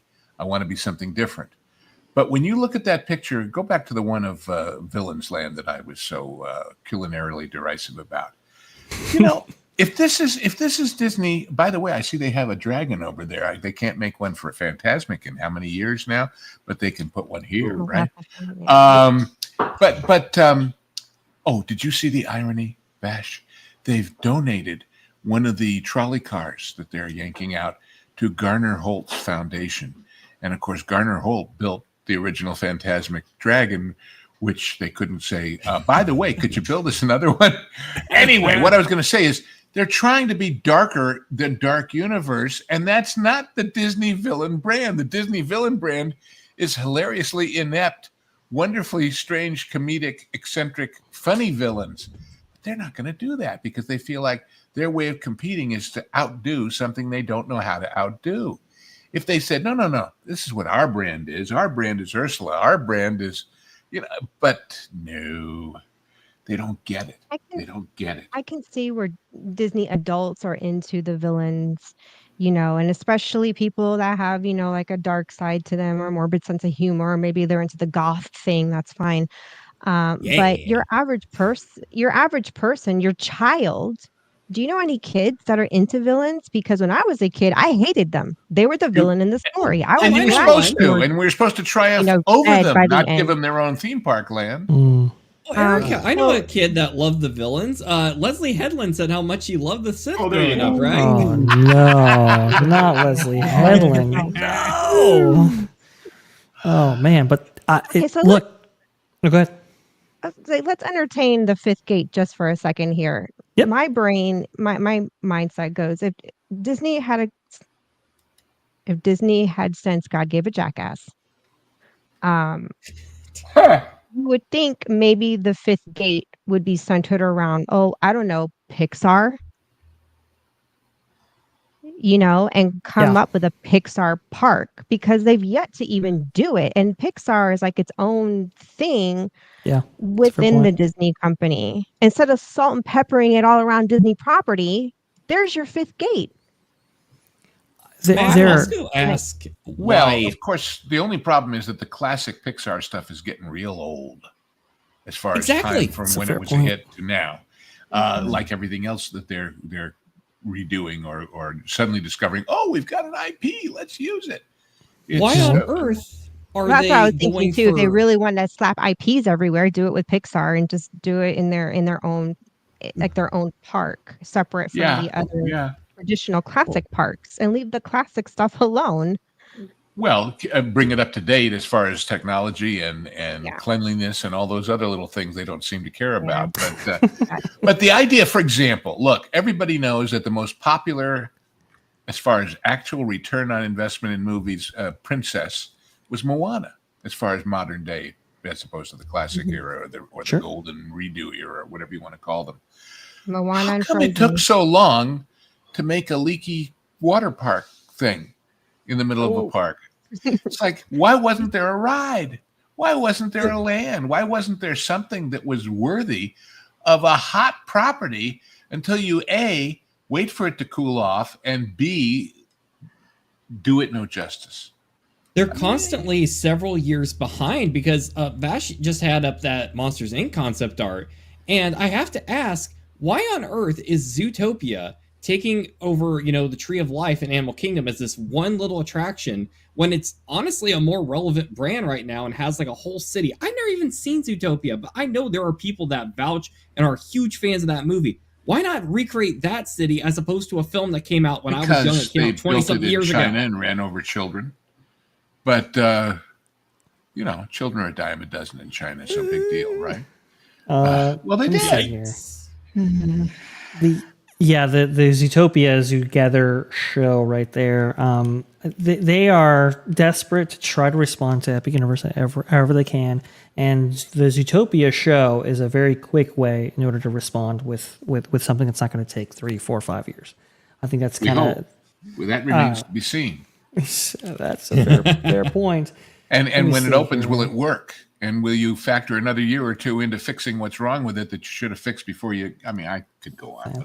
That's a fair point right there. Better together. See, then they got to get a little message in too. Well, there you go. Right. Message. The tough thing about where Disney stands right now is that a fifth gate is just not in the cards. It's just not going to happen. There's no way. Even though we were told they had room for 7 more, right? Wasn't that what Bob said at one point? Yeah. So Jonas repeated it again without keeping it reasonably priced. Like there's just no money, and we don't have that kind of money to be going to a fifth gate when the crap they already have is so freaking expensive. Yeah. Yes. Everybody's already using their money to go to Epic Universe and go to that Zelda Land or the Creature from the Black Lagoon stuff. And it's brand new. I keep saying this, but it can't be said often enough. People who come to Epic Universe and who used to always go to Disney, I would say 75% of them have never been to Islands and never been to Universal Studios either. They just haven't been exposed to it. Because, I go to Disney, and especially when the buses were happening and I was locked in there, was I going to go all the way across? They haven't been to Legoland, for God's sakes. They haven't been to SeaWorld either. They were just Disney. But Epic is going to build a whole audience for Volcano Bay, for Islands, for all of it that never existed before, or that used to be the other guys. So to compare apples and apples of, will Epic ever take over from Magic Kingdom as the #1 park, is not to see the real issue. The real issue is, how much does Epic introduce people to it? Just like Plano introduces people to the Universal experience for their children. Just like the horror thing in Vegas introduces people. It's all connected. It's all connected. And like I said, the fact that just in the last couple of weeks, Universal is getting ink on this in Travel and Leisure and Forbes and places that don't normally cover theme parks the way we do, or the way the Pixies do. I'm so tempted. If I was feeling a little stronger, I'd drive down to Atlanta next weekend. And this traveling roadshow thing that's going to be in Atlanta and Philadelphia or Pittsburgh, I forget which, and New York and Chicago. With a 30-foot tall imitation of the Kronos, and a light show at night and a preview center in the daytime. You have to remember, over and over I say this, but it's so true. There are people out there who just live their lives and take care of their kids and go to work and come home, and they aren't aware of all this stuff, whether it's the good stuff or the bad stuff. They don't know from Rachel Zegler. All they know is they hear the movie stinks and they're not going to take a chance. Sure. They don't know from controversies about parking lots. They just know the tickets are too damn high. And when they go and they find the experience to be lacking, and they were going every year, and that's why they got tempted or actually bought into DVC. And suddenly they say, well, what if we don't go every year? Is that still a value we want when they can raise those maintenance fees at will? I wanted to incorporate this. I think somebody mentioned it on the panel earlier. In fact, Disney Parks has over 1,000 acres of land for possible future development to expand theme park space across its existing sites, the equivalent of about 7 new Disneyland parks. Remember, Bob Iger said lands, but the company clarified it's parks. It's 1,000 acres. Those would be big lands if it was 7. But why on earth then, if you have so much land, are you doing something like this, where you're replacing Rivers of America with cars? That's a very interesting idea. Because they don't want to expand the infrastructure. Remember, to build something in Florida, you've got to deal with the water table and the goodies. They want to do it cheap. Yeah. That's what they do. And it's like, well, here's a theme park company who wants to spend the actual money and turn on the money fire hose, not just now, but for the future as well. I think it's a very, very interesting. Speaking of the cheapness factor, Erica, you posted a fascinating thing in our backstage stuff about the comparison between what they do for military and civilian employees of the military at the two different companies. Disney is being more and more restrictive. We saw the whole thing with Shades of Green getting cut out of the access walkway and all the rest of it. But tell them more about that, because that fascinated me when you posted that to our back channel. So I went down a rabbit hole months ago, and me and Pro had a private chat because he thought maybe there was a story there. It didn't really check out at the time. Disney, trying to word this. Disney and Universal have what's known as promotional tickets for military, and they are not the same thing as your military discounted tickets. These are two separate things. So the promotional tickets for Disney are called the military salute tickets, and that's where it gets really restrictive on the eligibility. So on Disney's side, you have to be either active duty, reserve, or guard, or retired from the military, or 100% rating from the VA disabled veteran, or you can be an employee of, the NOAA and the PHS, and I forget the long words because I can give you the acronym. I couldn't tell you what they are. But anyway, so these two organizations are actual DOD or federal employee organizations. Now, our family, my husband works for the Army as a civilian. His payroll comes from the Army, the same pot that active duty get paid out of. He is Department of Defense. And there are many federal employees that are in that category that separate from the rest of the federal workforce. For example, VA or NASA or, your other, even though they're on the same pay grade, like your GS or GG pay scales and ranking systems, they're still different agencies. So I always wondered with Disney why they never extended the benefits to the DOD civilians, but they're extending it to essentially a fraction of DOD employees anyways. Mm-hmm. So let's go to Universal. That's Disney's side. I found out on Universal's site, which was kind of alarming to me because I assumed that these promotional tickets were agreed upon between the theme parks and the DOD, and that the rules applied across the board equally. Well, apparently they don't. So on Universal's side, to get the promotional military ticket, it's interesting because for them, the eligibility is active duty, reserve, or guard, 100% disabled, and DOD civilians. Now, I found it interesting because when you say DoD civilian, that encompasses everyone. That encompasses your NOAA and your PHS agencies. But so Universal is covering a broader spectrum of essentially military families or even Department of Defense families, where on the Disney side, it's still very much restrictive. And I just found that interesting, and it made me re-question, what are these agreements like? Who's making these decisions? I right now I'm in the mindset of, I guess it's the theme parks that make the decision on or the determination of what the eligibility will be. Sure.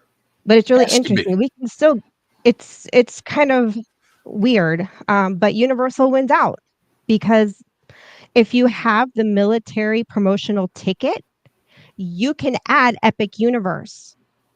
Your one day, you can add it.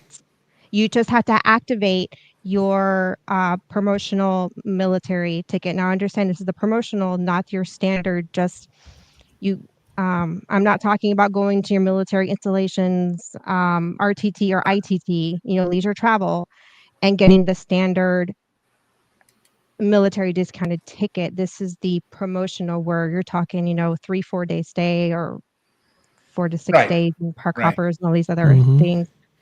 The bottom line, without all the details, and they're fascinating, is Universal invites more people in more categories to take advantage of these deals. It was a broader blanket of families, and and I haven't gotten down to really dicing the cost for military families, because that was the question I got was, what is the breakdown for a military or DoD in terms of going to Disney using these tickets and the benefits versus Universal. I haven't done a mock itinerary or mock reservations to see what that would look like, but just based on going to the parks, Universal is still offering more for the money, and they're extending it to a much broader audience in terms of the Department of Defense as a whole versus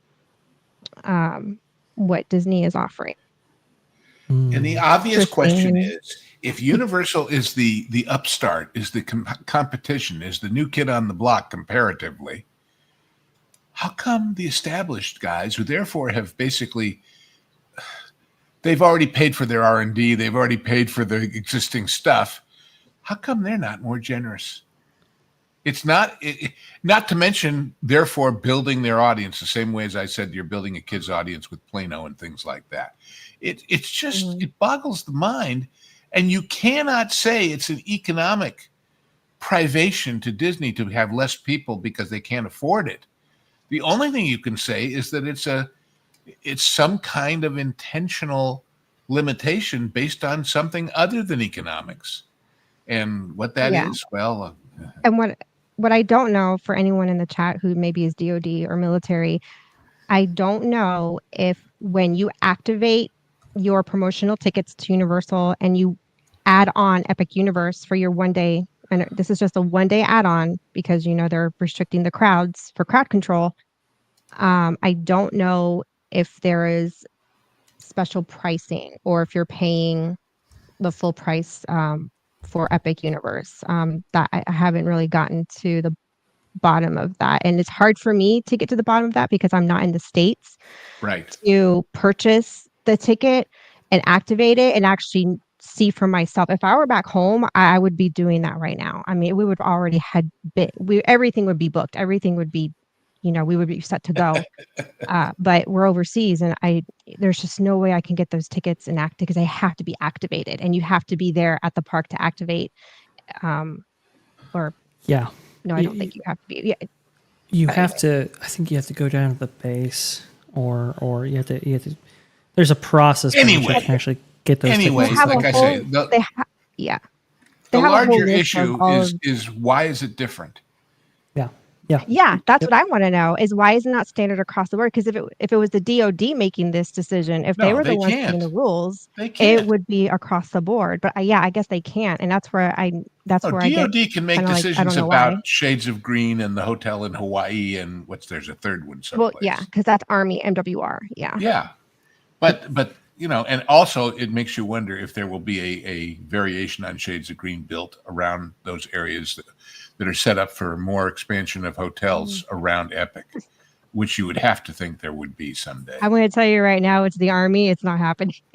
Oh, well, I don't know. You think Disney There's a new takes wind everything? blowing, but well. Okay. Anyway, I just thought that was a fascinating issue that Erica had shared with us. No, it is a very fascinating issue, and I want to talk about more competition between these two resort entities in just a moment because I think that's also a fascinating little thing as well. Chris, with the 100 Danish crowns, I believe. Do you have the night drone footage, Vash? I do, and that's what you're seeing right now. I brought it up for you, so enjoy the night footage. By the way, this footage brought to us by Evo, his YouTube channel. Check him out because he is way undersubbed for as good as drone footage as he produces. I'll go ahead and put a link to that in the chat as well. I'd like to point something else about this footage and about the things we've seen of people. 90% of the stuff we've seen of the new actual people going in and seeing the park has been daytime. I happen to think that this park, more than any other I've ever been to, is a daytime park and a nighttime park, and they're two separate, equally wonderful experiences. But for example, I saw some guy doing a walkthrough of Dark Universe, and it's got to be so much better at night, as good as it is, because in the daytime you see the sort of the nozzles where those mists are coming from, but at night with lights and everything you won't. Even look at this shot of the Nintendo stuff.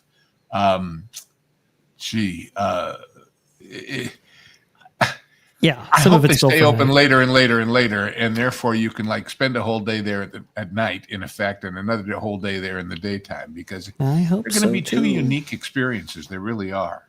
I hope so too. Blade Nick, I believe, with $5. This looks nice to me. I was bored at Disneyland in Anaheim. Anything has to be better than that place. Oof! Yikes! Well, it used to be. It used to be a pretty special place, but lately, I'll say not this. so much. Yeah, the design conceits behind the two of them very, very different, as Erica was actually saying. Look, one was designed in 1950s primarily, right? Another for the modern era, and well, standards have changed considerably, and the design conceit around these is very, very different. So, I would say Disneyland is awesome, but it needs to improve its game for sure. Joe and Shogi with the $5. If every land/portal revealed into a Nintendo World theming, you'd leave with a mind-splitting headache. Time and a place for theme.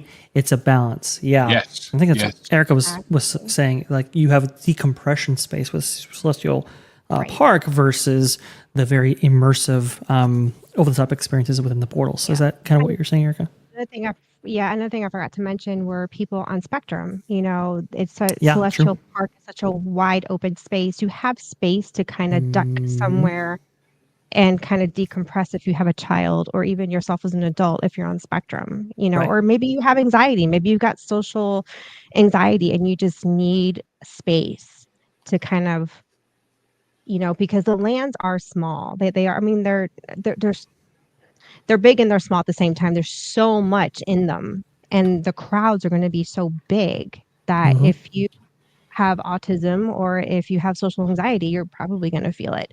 And Celestial Park kind of gives you that, let me just take a breather here. Yes, indeed. I would agree with that. A Hawaii Dragon Star with $5. I learned a little about food service. Food costs is only about 10% of the price of food. Skill and service is supposed to be more. Lou, in your experience with food costs? I would say closer. The standard in the industry overall is 30%. But still, yes, it's the value added with the service and the creativity and the fabrication of the finished product. Yeah. But the standard in the industry is 30, not 10. And Maybe Bob, for fast food it's 10, but for hotels and restaurants and things like that. We know that food quality for a Disneyland Resort, that's probably close to 10%. Yeah. Some of it's not too bad, and some of it's a little. But they used to try harder. I remember. I happen to know. I know the guy who had the chocolate factory maker that made those Aladdin's lamps for the show when they put in the Aladdin show that were filled with chocolate mousse. Right. I mean, that was a specialty item fabricated just for them, and I don't know when they've done that lately. I mean, popcorn bucket, sure, but not food. Not food.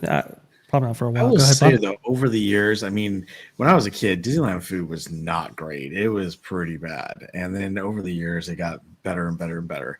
It's slumped down a little bit, sure, sometimes, but I will say that they still make some amazing desserts, and there's some really good food around the parks. To look. Them corn dogs are pretty wonderful. That's all I got to say. Those corn dogs are very, very good, I will say. The mom with 199. Oh my God, those colors on that poster, messaging much, I believe. Yeah, exactly. The mom, exactly. You saw what I saw instantly. Yeah, to this right here. Not great. Not great. Just, but this is people choice. Are so 6 years ago. It's scary how they haven't grown up from there. But they've invested in that, and that's all they're going to do, right? So, indeed. Like I say, maybe they'll have the ride vehicles that run over children, and therefore they'll make the Chinese love. Terrible. This is awful. Stop saying that, Lou. For you, Vash. I know. Go ahead, Erica. So when you walk into Epic Universe, they've got the two really big merch stores on either side. Yes. Is it basically a copy of the same thing, like two massive emporiums, or is one going to be kind of distinctly different from the other? I was just curious. Go ahead, Lou. Oh, I don't know. I know that they're selling different stuff in the Stella and Luna Hotel merch than they are in the park, and a bunch of other differentiations occur, but I don't know. I can't tell you exactly what kind of merchandise they will offer. I know from history with Disney back in the day, because people favor walking on, I believe, what is it, the right side? If I'm not mistaken. Yeah, because we're mostly right-handed, and we drive on the right. So the shops would all be predisposed to like things that you might need at the start of your day, and then when you were walking back, as you're favoring the right side. Those shops on that side, maybe like the west side, if you're talking about Disneyland, would be predisposed to things that you would want at the end of your day. I wouldn't be surprised. Oh, go ahead. Well, we keep talking about how it was so stupid to stop Magical Express. They also stopped the old package delivery thing, didn't they, at Disney? Where you used to be able to buy stuff and have it wind up in your room or at your hotel or at the front gate somewhere. We don't have that anymore? I don't think so. And you walk in and you say, boy, I'd like to buy that. I'm excited. It's a new day. And wow, look at that. But I don't want to schlep it for the next 8 hours. You know what people are doing? Problem? Yeah. They're getting strollers and they're loading up their strollers like a shopping cart. That's it. And that takes up more space. Yeah. I mean, unless you're an annual pass holder and you go in and shop and leave. But if you're a tourist, I don't know how many tourists are actually doing that. But I always thought a good revenue stream for the company might be, at least if you're visiting Disneyland or maybe Walt Disney World and some of these other parks, if you weren't staying on property where they would ship back these things to your room, just have a package storage service that is available. Now, Disneyland does have one, but you got to go all the way to the front. You got to check it in and all of that. But have something that you pay extra for, maybe that, where a cast member comes, greets you at a pre-designated location, brings your stuff to the front, and there you go. If they can partner with Starbucks and they can partner with all these other brands when they have McDonald's and everything, why not FedEx or UPS in the park? Yeah. Send it home. I'd pay for that just to not have to stuff it back into my suitcase if I was from out of town, right? And they have those services that you can ask for.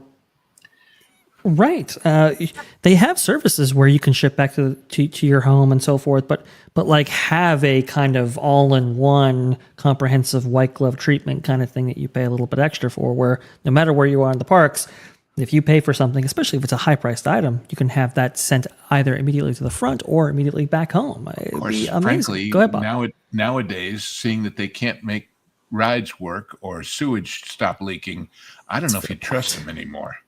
It could be them being realistic about the quality of employee they're attracting for the price they're paying. I don't know. There may be a reason we don't know, but we can't think of a good one. I can't. I really wish they had the package service. To me, it's a loss because, when they stopped doing that, I was like, oh, well, maybe I'm not going to buy that because I don't want to lug it around. I don't want to pay for extra large locker. Or I'll get it on the way out, and by then you've spent so much you don't have the money anymore, and exactly. The impulse buy gets eliminated. I'd be like, oh, I'll get on the way out. The problem is if you forget to get it on the way out, or you go to get it and it's no longer available. Right. A lot of the merchandise. Or if you just broke at that point and you can't spend the money, and you could have when you walked in. Here's a little basic marketing trick, Disney. You have to separate people from their money while they still have it. That's it. Right. The impulse purchase. Go ahead, Bob. I didn't go to Wharton or any of the business schools, but I know that. When I went to Disneyland Paris, a couple of years ago, and it was really cool because there was a ton of stuff I was taking home, and they did have a package thing. You buy it, and you take it out. You had to go outside the park, which is kind of a bummer. But there was an entrance right next to that package place, and you could take and drop off as much stuff as you wanted to. And if you already had stuff there, you can go back and take it and add to it. And at the end of the night, you just go to you pick it up, and that's it. But yeah, it was nice being able to do that because there was a lot of stuff I was buying for to take home and whatnot. So it used to be called the Disney difference. Go ahead, Erica. They have two. I just think it's genius. They have two rather large gift shops at the front of the park there because the amount of people at the end of the night, like they do at Disney, want to get their souvenirs at the end of the day. I just think it's genius. You're splitting that crowd in half. That's why I was asking, is it going to be like a replica of the same to kind of like disperse the crowd, or is one going to be distinctly different than the other? Well, and also with all the variety of things, putting aside all the other reasons we've just given, if well, today I've budgeted $200 for merch and souvenirs and stuff, but gee, that would pay for it right there. But I haven't seen what's available in all the various portals and lands. Let me check it all out first and decide which one is the one I really want to spend my budget on. That's interesting. So, there's all these factors that go into the decision now that didn't used to be when it was just, do you want a sweatshirt or don't you? And God knows how much money Disney's made over the years on those ponchos that come out whenever it rains, which is every afternoon. And there's overpriced ponchos, mind you. Well, yeah, sure, but it's a captive audience, and they're taking advantage of it. And I guess for that I can't blame them. But in terms of the merchandise here, I would guess because the plethora of and the diversity of different merchandise items that they're going to have for Epic Universe, I would think that they would be very distinct on both these sides. But we'll have to see more closely when Epic Universe officially opens on May 22nd, 2025. I want to incorporate a couple more stories in here, especially with Bob still here, because I know he might have some things to say about what's going on at Disneyland specifically. Can we talk about this story, Bob? Are you clear to talk about that, or do we have to move on? I think we can mention it real quick. So obviously they have these new experiences coming to Main Street USA. And one of them obviously is the Walt animatronic. So I've been told by my source, and I've heard this from another source as well, that they're having issues with the animatronic. And the reason why they had pushed it back to July 17th is because they had already had issues with the animatronic, and they changed the actual storyline that they were going to use and whatnot. The thing that gets me is that, they have to do this right, and we want to make sure they do it right. But if it's not ready, they should not launch it. And the rumor is that they could be delaying it again because it's not ready to go for July. We don't want to see Tiana's blank expression on that man's face. I mean, we just don't. Not. But Tiana's a little bit different. You got those animatronics. I know. I'm just saying that's. But yeah, I agree with you. You don't want to see that either. Granted, we'll just have to wait and see what happens, because I'm interested to see how it's going to turn out. But if they are already concerned about the storyline and how they're going to do it, they're having to change it. They're having problems with the animatronics and, that whole thing. It's like, ugh, they should not launch this at all, because already the Disney family doesn't want to see it happen. And there's a lot of people that weren't too thrilled about it anyhow. I think it'd be interesting to see the Disneyland story, but it's not like actually having Walt in the park. I know it's close, but I don't know. It's going to be weird. And let's not forget that when they did the first thing, when they did Lincoln at the New York World's Fair, that didn't work worth a damn either, and they had to delay it. Right. So here we are all these decades later, and they haven't figured that out? Well, I was having a conversation, and I think I can share this with a former, WDI employee, and he was saying that Disney has a habit of hiring people out of college, for really cheap. And I mean, a lot of companies do that. But in the past, you had a lot of people who were Imagineers who knew the legacy and the lore of Disneyland and the Disney company. And so they would, coach and mentor and finesse these, new hires into their departments, and, so they could continue the legacy and the lore. And the problem is, so many people, Imagineers have left. They've been fired. They couldn't stand Disney anymore, and they moved on to other companies like Universal, or maybe they just took off and did their own thing.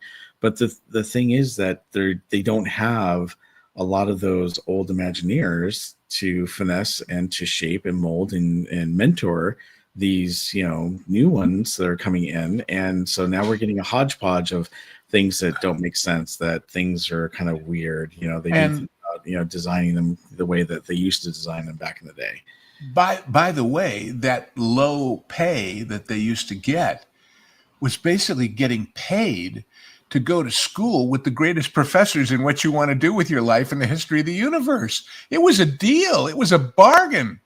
Now, remember, we haven't mentioned once, so I'm about to, the fact that they're hiring based on characteristics rather than talent. So, there's that. But but for God's sakes, would you, I would take that job in a New York minute for a low cost, knowing I was going to learn from the best. Now the best are gone, and you don't learn anything other than, we're going to try not to have the next ride have a sewage leak.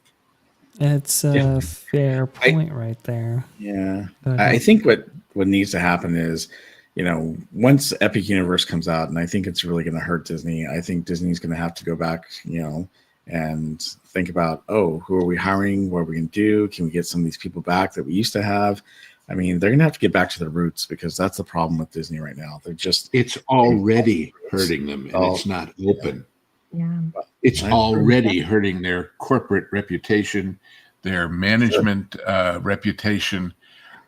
It's doing huge damage to that brand. And I'm always reminded, I used to know the guy who was the food and beverage manager at the Beverly Wilshire Hotel. I think I told this story recently, Vash, maybe on the other show. But anyway, Beverly Wilshire, if you don't know, is the hotel from Pretty Woman, okay? Right in the heart of Beverly Hills. And at that time, some other hotel chains were hiring like Wolfgang Puck or Joachim Splichal, which is Patina Group, to take over their restaurant operations, take over their F&B. And my friend said, gosh, I wish I could do that. Gosh, it would save me so many headaches, and I would just farm it out. But we have a reputation that we can't afford to lose. And if they screw up, we'll never get it back. And so we have to maintain our quality. I don't hear that ethos coming out of anybody at Disney anymore. The ethos instead is, we've got the reputation and people come to us anyway. And these kids today don't know what it is that we're theoretically not living up to, so they don't know, so who cares? That's just tragic. Yes. I wish it wasn't so, folks. For all those, you're the haters. No, I wish it wasn't so. Yeah. We got to call it as we see it around here, and that's how it is. You were going to say, Bob? No, I'm good. Next topic. Also, too, I think you had some commentary on this guy, our favorite gift shop. Yes. So I know I haven't been on the show the last few weeks, unfortunately, but there was another content creator saying, "Oh, they're going to redo the shop and they're change some things, whatnot." Well, actually, not really. So I noticed that it was closing, and it was closed by 10 o'clock. Many times after I got off the ride of the Haunted Mansion, I was like, "What is going on?" So I actually approached a couple different cast members and to ask them what was going on. One was working on the kiosk that's just outside the store to the right of this entrance here, and they said, "Oh, well, we're going to be closing at 10 p.m. every single night." And I'm like, "Every single night?" And they're like, "Yeah, except for special nights like the After Dark, nights like Star Wars night that's coming up, starting tonight. Then it'll stay open till midnight, but otherwise we're going to close it at 10. We're also going to close Raised Berets at 10 p.m. And Harbor Galley is closing at 9. Tiana's Bayou Adventures Tiana's Palace is going to close at 9 o'clock. Tiana's Bayou Adventure is going to close at 10 p.m. So it's like, wow, what is going on here? I mean, this is crazy. Why are you shutting down? Especially the shop. It's not very big to begin with, but the ride is open until midnight. You think that they would staff it with just 1 or 2 people inside and, let people buy stuff in there, until it closed. But nope, they are closing this at 10 p.m. every single night. I'm sure it's a money issue or labor issue. But to me, it's like, wow, you're closing all these things down. I mean, Rancho del Zocalo closes at 9 o'clock. Now, Tiana's Palace closes at 9 o'clock. Harbor Gallery closes at 9 o'clock. You got, 10 o'clock is Tiana's Bayou Adventure. Plus, you've got the Haunted Mansion gift shop and Raised Berets. It's like, what the heck? What happened? Are they still doing the second fireworks show or just one? They're just doing one fireworks show. Yeah, well, because the whole point of the fireworks show was to keep people in the park so they'd spend money on food and merchandise, for God's sake. Yeah. So if it's like having a business. That's like having a business open and the only hours of operation are when everybody's at work. Like people are on vacation. They want to give you their money. Let them do it. The only time you have a second show of anything is Phantasmic when it's playing, and that's right. Yeah, that's it. Yeah. So, yeah. Well, but yeah, that to me is disappointing. It's like, wow.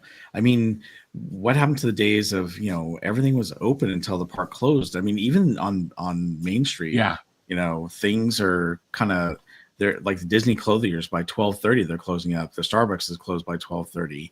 The Emporium stays open, Disney Showcase stays open, but Disneyana is not always consistent. Sometimes it stays open till 1 hour after the park closes, and sometimes it's only open for 15 minutes to a half hour. So it's very inconsistent on how they do these things. They used to say, "Oh, all shops are open on Main Street till 1 hour after closing," and it's not anymore. And it's really disappointing because security is like on a roll, and they're all great guys because I talk to them all the time, especially as they're kind of pushing people forward to leave the park. But it's always kind of funny. It's like, oh, here come the vests, the yellow vests, because they're starting to walk people. And as people are leaving the store, so there's no one else in them, they'll go ahead and close them up and whatnot. But it's just disappointing because I remember one time I was over in the Emporium, like, oh, you can get that at Disney Closures. And I ran over to Disney Closures to see if I could, check out a jacket. And literally they were like, oh, we're closing up. I'm like, what? No way. Already?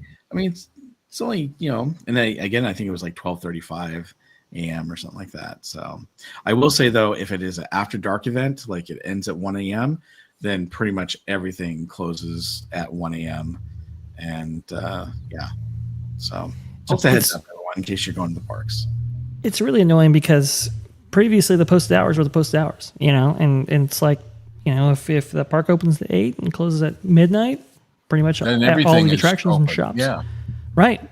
The fact that they're reducing hours on a lot of this stuff and not telling you, but still posting the hours of the park having been open from 8 to midnight, for example, is really And by the way, what do you suppose the average kid in his first job makes working in that store? Not a lot. At this point, probably 20. I mean, how much are they saving by getting rid of 10 of them or 20 of them or 30 of them compared to the big picture? If they looked at it and said, well, on Tuesday, we didn't make as much in sales as we expended in labor. Let's cut it. Well, what about Wednesday? What about Friday? And what And about they have been Saturday? cutting hours because I do have friends and family members that work there at the park, and both parks, and they have been cutting hours and whatnot. Yeah. But they haven't really been cutting jobs. And actually, they've been trying to, add and hire more for different parts of the park and whatnot. But they have been limited on what their hours are. The other thing I didn't mention this to you, Vash, is that Luke Skywalker is out there now, and in Galaxy's Edge for Season of the Force. And I did experience something that was interesting, and I don't know what the heck happened, but so it started on Friday, a week ago Friday, and a week ago Sunday, I went to the park, and 11:45, Luke Skywalker is supposed to come out by the Millennium Falcon. R2-D2 comes out, and Luke is nowhere to be seen. And about 10 minutes later, Luke comes out, and everyone's excited to see him. Well, he's supposed to come out again at 12:45 p.m., right there, where you see him at the moment in the marketplace. And so I had gone on Rise of the Resistance after seeing Luke. And when I came out, I was like, oh, well, it's 10 minutes after he's supposed to be in the marketplace. And I come walking by, he's nowhere to be seen. In fact, people are waiting for him where he was just, posing earlier. And so I waited and waited and waited. And every time a cast member came out, people were like, oh, no, it's not Luke. Okay, great. Well, finally, Boba Fett comes out, and when Boba Fett comes out, there's a cast member with him, and I said, "Hey, what happened to Luke? Luke was supposed to be out at 12:45. It's now, I think about that time it was 1:18 p.m. So he's more than a half hour late coming out." And she says, "Listen," she goes, "this is with a big P, big possibility, big P, or capital P. He may be out at 2:30 p.m." I was like, 2:30 p.m. I said, "Everything okay?" And she's like, "Yeah, everything's fine." I go, "Well, that's really weird. Why would he come out at 2:30? That's really odd." She goes, "Yes, that's with the big P, remember? He may, or he possibly may come out and possibly not." And I'm like, "Oh, gee, really?" And I never came back to see if he came out. But that was really weird and interesting. Yeah, that he did not come out when he was supposed to. And I asked her, is he sick or anything? And she said no. Bob, did they have contractors like leading the events now? It's like, oh yeah, they'll be there sometime between an hour from now and a week from now, somewhere in that range. No, they don't. Exactly. But I just thought it was interesting. I'm like, really? I was there for Season of the Force to cover for the first time, and I'm glad I got to see him the first time, but the second time, no idea what happened. It was just bizarre. But the fact that he was late both times, not cool. Oh, ridiculous. Well, that's really disappointing to hear and to see, especially with such a high demand character. But I guess I shouldn't expect any more from Disney at this point. It's so annoying. But there's one last thing I wanted to cover, and then we're gonna go ahead and sign off for the day. I thought Mr. H was streaming, but apparently not today. So, c'est la vie. Scott Couston here. Now I like Scott a lot. Scott Couston does some great reporting. He does some great work, and I've had conversations with him. He's awesome. But I wanted to go ahead and field your guys' take on this. Scott Couston, no one at Disney thinks Epic Universe is a Disney killer, and no one at Universal thinks Epic Universe is a Disney killer. Related, no one at either company wants Epic Universe to be a Disney killer because it would be devastating for both companies. How is that? The truth is boring, I know. Here's the thing. Okay. Epic Universe, I don't think any reasonable person believes that Epic Universe is going to be a Disney killer. I think a lot of people are suggesting that Epic Universe is going to compete with Disney, especially in their neck of the woods being Central Florida. I don't think anybody's saying that this is going to kill Disney. Now, here's the thing. Okay, some people are saying that, there is no competition to be had at all between Epic Universe or Universal and Disney. And that, I will say, is completely untrue because you do not spend $7.7 billion on a theme park like Epic Universe not to at least attract market share away from Disney to your theme park resort being Universal Orlando Resort. That would be crazy. This is absolutely going to compete with Disney. There's no question. This is going to shift the center of gravity away from Disney. But in terms of killing it, no. Well, let's put it this way. It's not meant to be a Disney killer. It's meant to compete, like you said, and that's what I want. I want competition, because when this competition happens and Disney starts failing because of this competition, well, it's going to spur them to do better. And then when they start doing better, then hopefully Universal will do the same thing. It's the back and forth thing. That's why I love competition, because it makes them go back and forth, makes them compete, and things are better when it happens. Disney's been so complacent because they've been the #1 theme park for so many years that now things are just blah. And it's like, great, we need some competition to spur them on, to get them back to what they used to be like. Go ahead, Lou. If anything killed Disney, it would not be homicide, it would be suicide. And we're demonetized now. I wasn't sure, and I apologize if that's No, you're fine. You're fine. But you're right, though. You're right. It's self-inflicted, not necessarily external. If there was not an epic universe, Disney is still self-inflicting themselves here with all these stupid things. So what is it? Abraham Lincoln? What is it? Where are we supposed to expect not from an overseas giant to crush us in a blow, but anyway. It would come from internal, not from abroad. Here's the thing. Here's how you know. Well, unless the broad is Kathleen Kennedy. But anyway. Boy. Here's how you know that Disney is competing with Universal. You know how we know that this is direct competition? Because very recently they started talking about the importance of the Disney bubble. Out of all these years of getting rid of the Disney bubble, now you want to place an enhanced emphasis on it. And how are they doing that? Well, they're returning services that they got rid of pre-pandemic, like resort airline check-in, for example, simultaneous water park operation, and on and on and on. Discounts galore.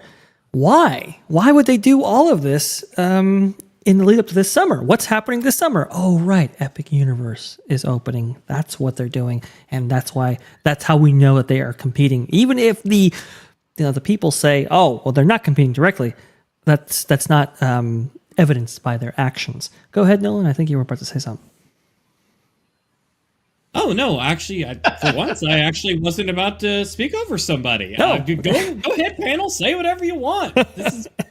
I'm going to say it one more time. One more time, because it's an underappreciated fact. What Epic Universe is going to do is introduce a lot of people who've only been to Disney to Islands and to Universal Studios and to Volcano Bay and to CityWalk and all the rest of that. Those people have never been to any of those places. Yep. Any of them. Even when Nickelodeon was hot and they were doing things there, and even when they just haven't. Yeah. So Epic has a follow-on effect that's just huge. Yeah. Universal's created their flagship park. Epic is going to be that. And then the add-ons will be Universal Studios and Islands of Adventure. But this is going to be the main draw for families and for anyone. So this is like the equivalent of Disney's Magic Kingdom. I'm saying there's going to be people massive, larger scale. There's going to be people within Florida who are going to say, I never knew all this stuff was here. I was always just going down the road, let alone people from outside. And even if you go to those other parks and say, yeah, but I still love Epcot, or yeah, but I still love Animal Kingdom, and yeah, but would you go back? Well, maybe I'd split 50-50. 50-50 is a huge win for Universal. 50-50 is an enormous triumph for Universal. And when Disney compounds it by doing things like getting rid of the bus rides and getting rid of the meal deals and all the rest of the stuff that kept people there, it's like it isn't enough that our Hulu purchase paid for this park. We're going to give you even more. And then we're going to say, well, you don't mean anything to us. I love how with Universal, I don't know if it's just me, but the attitude and the tone with them is they're just having fun creating. Yeah, right. You don't get this sense of like, oh, we're out to get Disney and we're out to just, you don't get that. They just want to have fun and create, and they just want to make money in the process. And clearly you can tell the creativity comes first because they know the money is just going to flow behind that. And they're willing to spend money to make money. Yeah, and they're just, in my opinion, humble about it. And in a way, they have every reason to be very conceited about what they can create, but they, in comparison to Disney, they're just, and that's where I'm more Team Universal now, because the attitude is just, it's so welcoming and very approachable. And it wasn't for a long time when they were doing screenwrite after screenwrite after screenwrite and not listening to people. The first thing you saw of that was when they started announcing the details of this park and say, by the way, it's not screens, it's real. And you went, there's surveys that they weren't afraid to ask very specific questions. What's Disney doing that we could do? And Disney doesn't get that detailed and specific in their surveys. And maybe they should, but I don't do think all the surveys in the world, but if the guy at the top says, yeah, but we know better, you got a problem. But Universal just, I don't think they were doing it with the mindset they want to try and beat Disney. They just want to be as creative, and they want to have fun in the process. And that's the overall. If they deliver quality products, they're going to get business. That's all. Period. I think they're hungry. They're hungry for the business. They're hungry for to put on the best show possible to attract as many people as possible. I just don't. And their employees don't see that. Oh, go ahead. Well, could you imagine working for them over at Universal Creative? How rewarding you must feel working for them and pulling something off like this. Yeah. Versus Imagineering at Disney. Yep. Like the morale. But it's how you measure it, see? The people at Disney, remember all those people in those internal videos about, well, I thought I couldn't put my message in, but they encouraged me. I'm so happy to be here because I can spread the word of the revolution. That's not your job. That's not your job. And when, as I keep saying, everybody always says, well, what if Elon bought Disney? Or what if Apple bought Disney? Or what if one of these other companies? Or if Peltz succeeded? On the one hand, you'd have different leadership. On the other hand, if you wanted to purge the place of all of the rot, and you went to all these subsidiary people and said, well, you're fired because you did this, they would say, I was just following orders. And they would be right. And they would be countersuing like crazy because that's what it is. Yep. If you encourage something, you get more of it.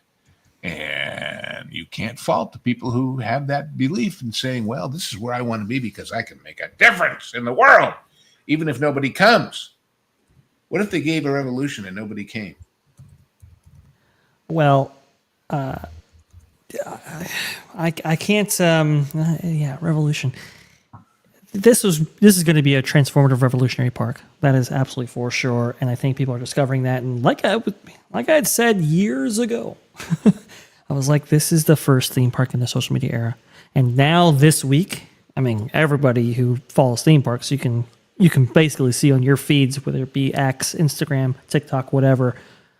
Epic Universe is dominating this, and people are excited. People are booking vacations, and they are trying to get into this place as soon as possible.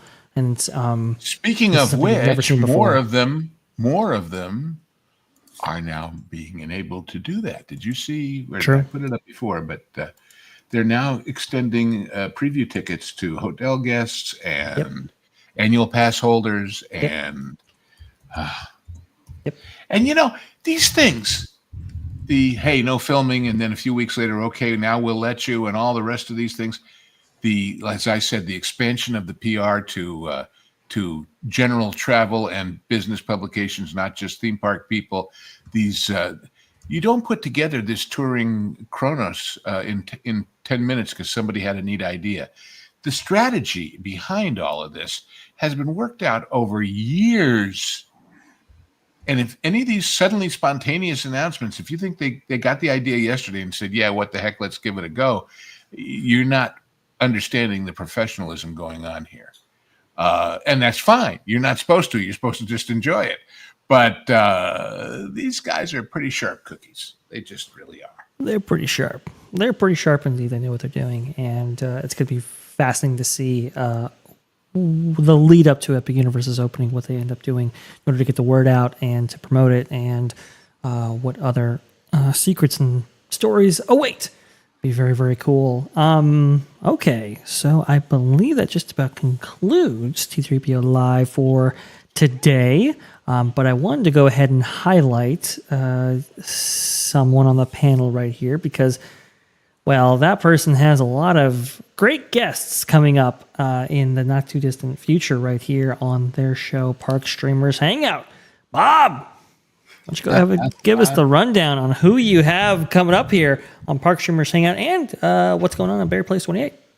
Yeah, so well, we'll start off with the Park Streamers Hangout. So mark your calendars because a week from tonight at 6 p.m. Pacific time here in California, we are going to have special guests Chris Merritt and Don Hahn, Disneyland. Whoa!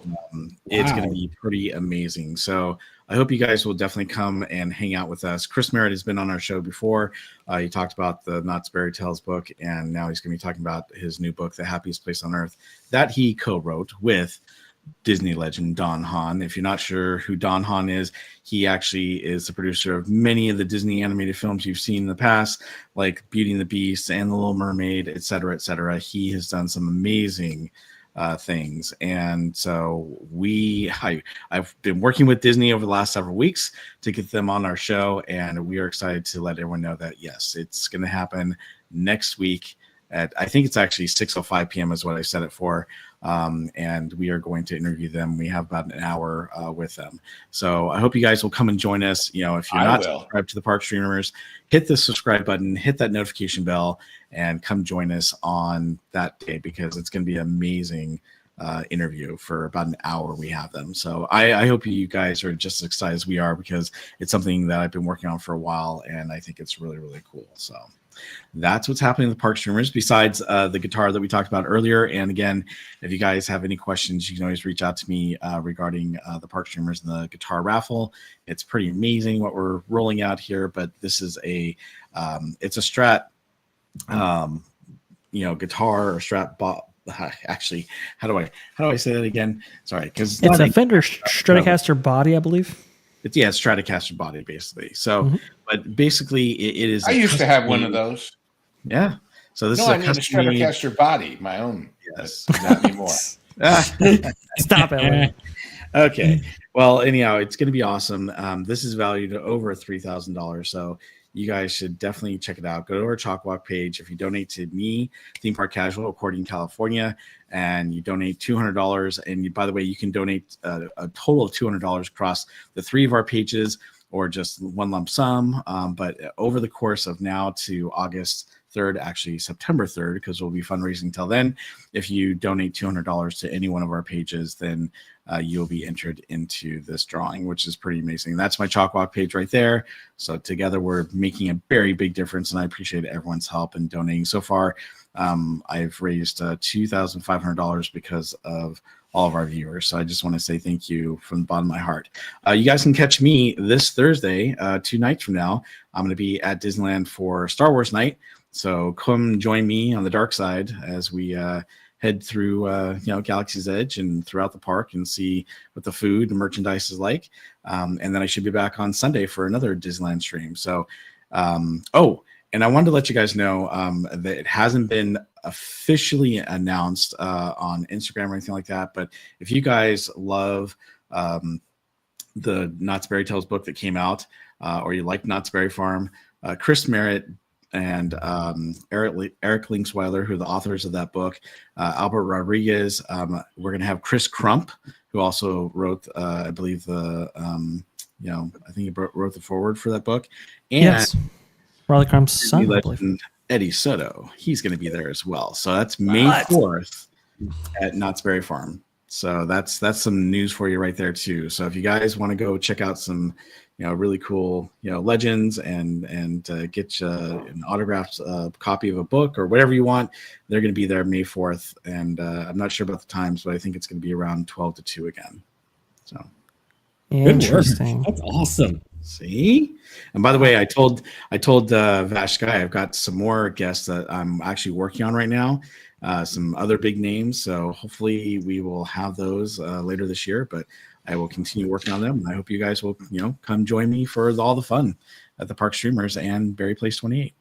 Don Hahn, I had the distinct pleasure of speaking with him for like 10 minutes via media interview, and it was part of an outlet I used to be part of, Mouse Info, and great guys over there, Becca and Joey, but wrote this long article based on his comments and included those in that article. You can check that out here. I'll put a link to it. But Don Hahn is amazing and super gracious. And the fact that Bob was able to schedule this is kind of a miracle. So definitely check it out.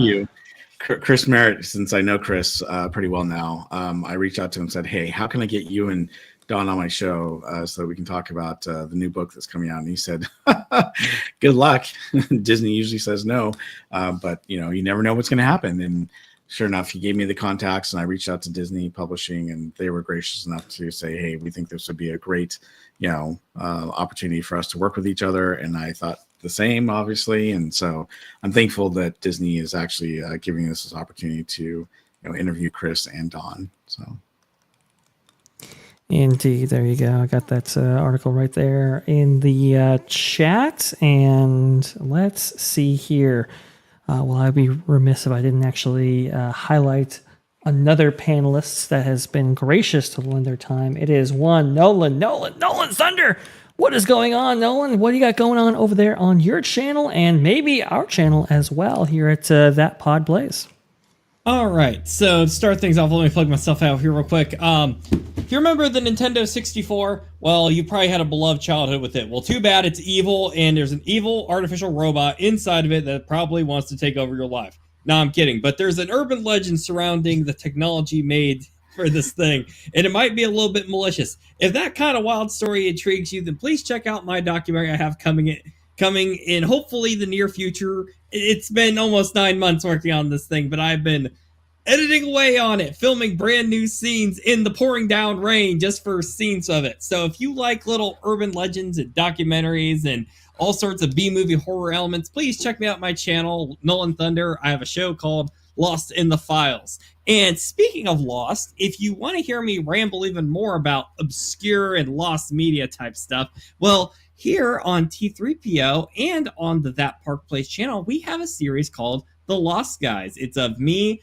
Hangry Table, Martin Stone, and Trish, and we dive into all sorts of old obscure things you might remember from back in the day. Anything from old cartoons, media that never hit the shelves, and even old toys and shoes and any sort of crazy pop culture events. So if that intrigues you, please check out our podcast called The Lost Guys. It usually comes out on That Park Place, and then after a little while, it'll also be appearing to the general public on T3PO, because the other show is membership exclusive, but we have a few episodes already out on the channel. Vash has been working very hard to get those out, so we all appreciate him for that. And the show has been doing pretty well, too, our Mandela Effect episode in particular. So if that intrigues you, please check it out right here at our home on T3PO. Wait a minute. The Mandela Effect one. Aren't I an old obscure thing that was on that show? It seems to me. Yes, you were. You made a cameo. Yes, you were. At the very end there. That. It's bizarre. Oh, boy. You don't ask for whom the title tolls. It tolls for me? Erica. Yes, it does. Erica from Erica and Raph. Hanging with Erica and Raph, actually.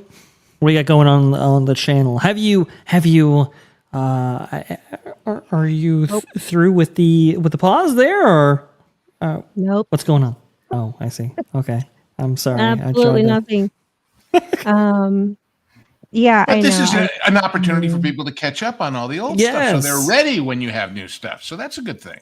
Absolutely. Yeah, we got great old stuff from Halloween, Christmas, and a few sightseeing things here in Germany. So the idea of the channel was that we're expats here in Germany.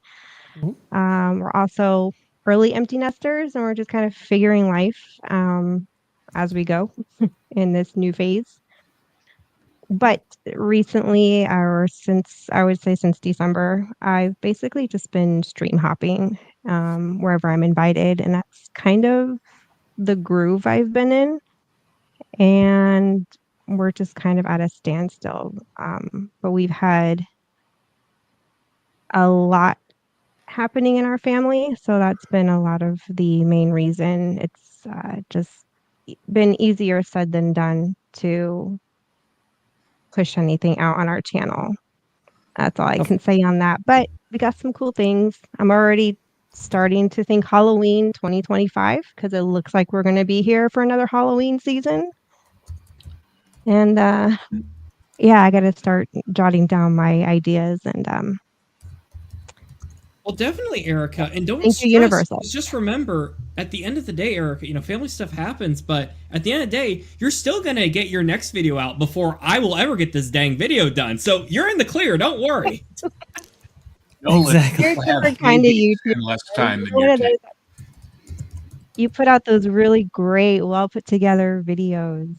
You know, But you travel. You're way cooler. Yeah, I don't know. Your Yeah, channel- we're just who you're we in are. Germany. It's their goot. It's their goot, girl. No, Nolan, I have good news and bad news for you. The fact that you take so long to get things done makes you a prime candidate for employment by Disney. The bad news is you turn out quality, which disqualifies you. Yeah, that's dang. What are you gonna do? Speaking of somebody who's taking way too long, that's me with the genre guys. It's coming, folks. well, 36 my God, is coming. airport. I promise you. I promise. Blue, what else you got going on? The genre guys. Yeah, we've and been your doing appearances. some fun movies, and we're a little belated too because we just recorded our belated tribute to the late great Gene Hackman and handled Crimson Tide. Would you like an interesting piece of trivia from that show about Crimson Tide? Please. It turns out that the Navy loved the idea when it was originally a script about a computer taking over the submarine because they saw it as kind of, Tron versus the military. And of course, there is no such computer on a real submarine, so it was not a problem. When it got changed to an actual human being mutiny by an officer, suddenly the Navy wanted nothing to do with them and cut off all their access. So they've looked up the law and they found out it's not illegal to photograph Navy ships at sea. So they got a helicopter and they went to Pearl Harbor and they waited for an American submarine to come out of port going out on its patrol and filmed whatever, it like crazy, sailing through the water and submerging to get all those great shots for the movie. Guess which sub, by total coincidence, it happened to be? The Alabama, the real sub. Wow. How's that for trivia, fun stuff? And we have lots more fun stuff like that on every episode, really, of the Genre Guys. And next up, we're doing our, again, belated but well-deserved tribute to Mr. Val Kilmer and doing the great Tombstone. Good choice. And then Excalibur. And we've already had, this week, I think he put up how to, that M word we're not supposed to say, your wife, which was belated but happy, which is a wonderful comedy with Terry Thomas and Jack Lemmon. And if you haven't seen that, you should. And and then, of course, on Sundays, you and I get together and travel the known universe and the unknown universe of entertainment together, which is always interesting. Look, the Nakatomi Plaza, which is, of course, Century City. Don't wait a century to come back. You'll hear what that's about if you watch the show. I'll leave that as a teaser. But anyway, I do all that, and every once in a while I'm somewhere else and get called in to do something else, and sometimes I do. So wherever there is trouble, you will find me. Wherever there is danger, I'll be there. We've got some great programming on here at That Pod Place. That being the Lost Guys, Hollywood Back with Lou and you, T3PO Live, the show you're watching right now, and also to the Genre Guys, of course. So definitely, take a gander, subscribe to this channel. And what we're going to do for this show is we're actually going to redirect you not to a live show already in progress. I'm actually going to redirect you to Bob's, the Park Streamers Hangout episode that's going to feature John Hahn and Christopher Merritt. The show we were talking about before that amazingly Bob was able to book there for their Park Streamers Hangout. So you're going to be redirected to that specific video. Definitely get that subscribe on there, and now you know exactly where to go to listen to that content. So I think that's going to be pretty fun. there for sure. Thank you so much for watching T3PO Live. If you haven't hit the like button, please hit the like button. If you haven't hit the subscribe button, well, we just went over the plethora of content that we offer here. So definitely hit that subscribe button. If you really like us, go ahead and shout us out to all your different social media channels. If you want to go ahead and submit a question for us to answer on Hollywood Backlog with Lou and you, well, it's T3PO online at yahoo.com. You can go ahead and get the link right there. And until next time, guys, we will see you on the next T3PO Live on Tuesday at 3 p.m. We'll see you later. Thank you. Bye, everyone.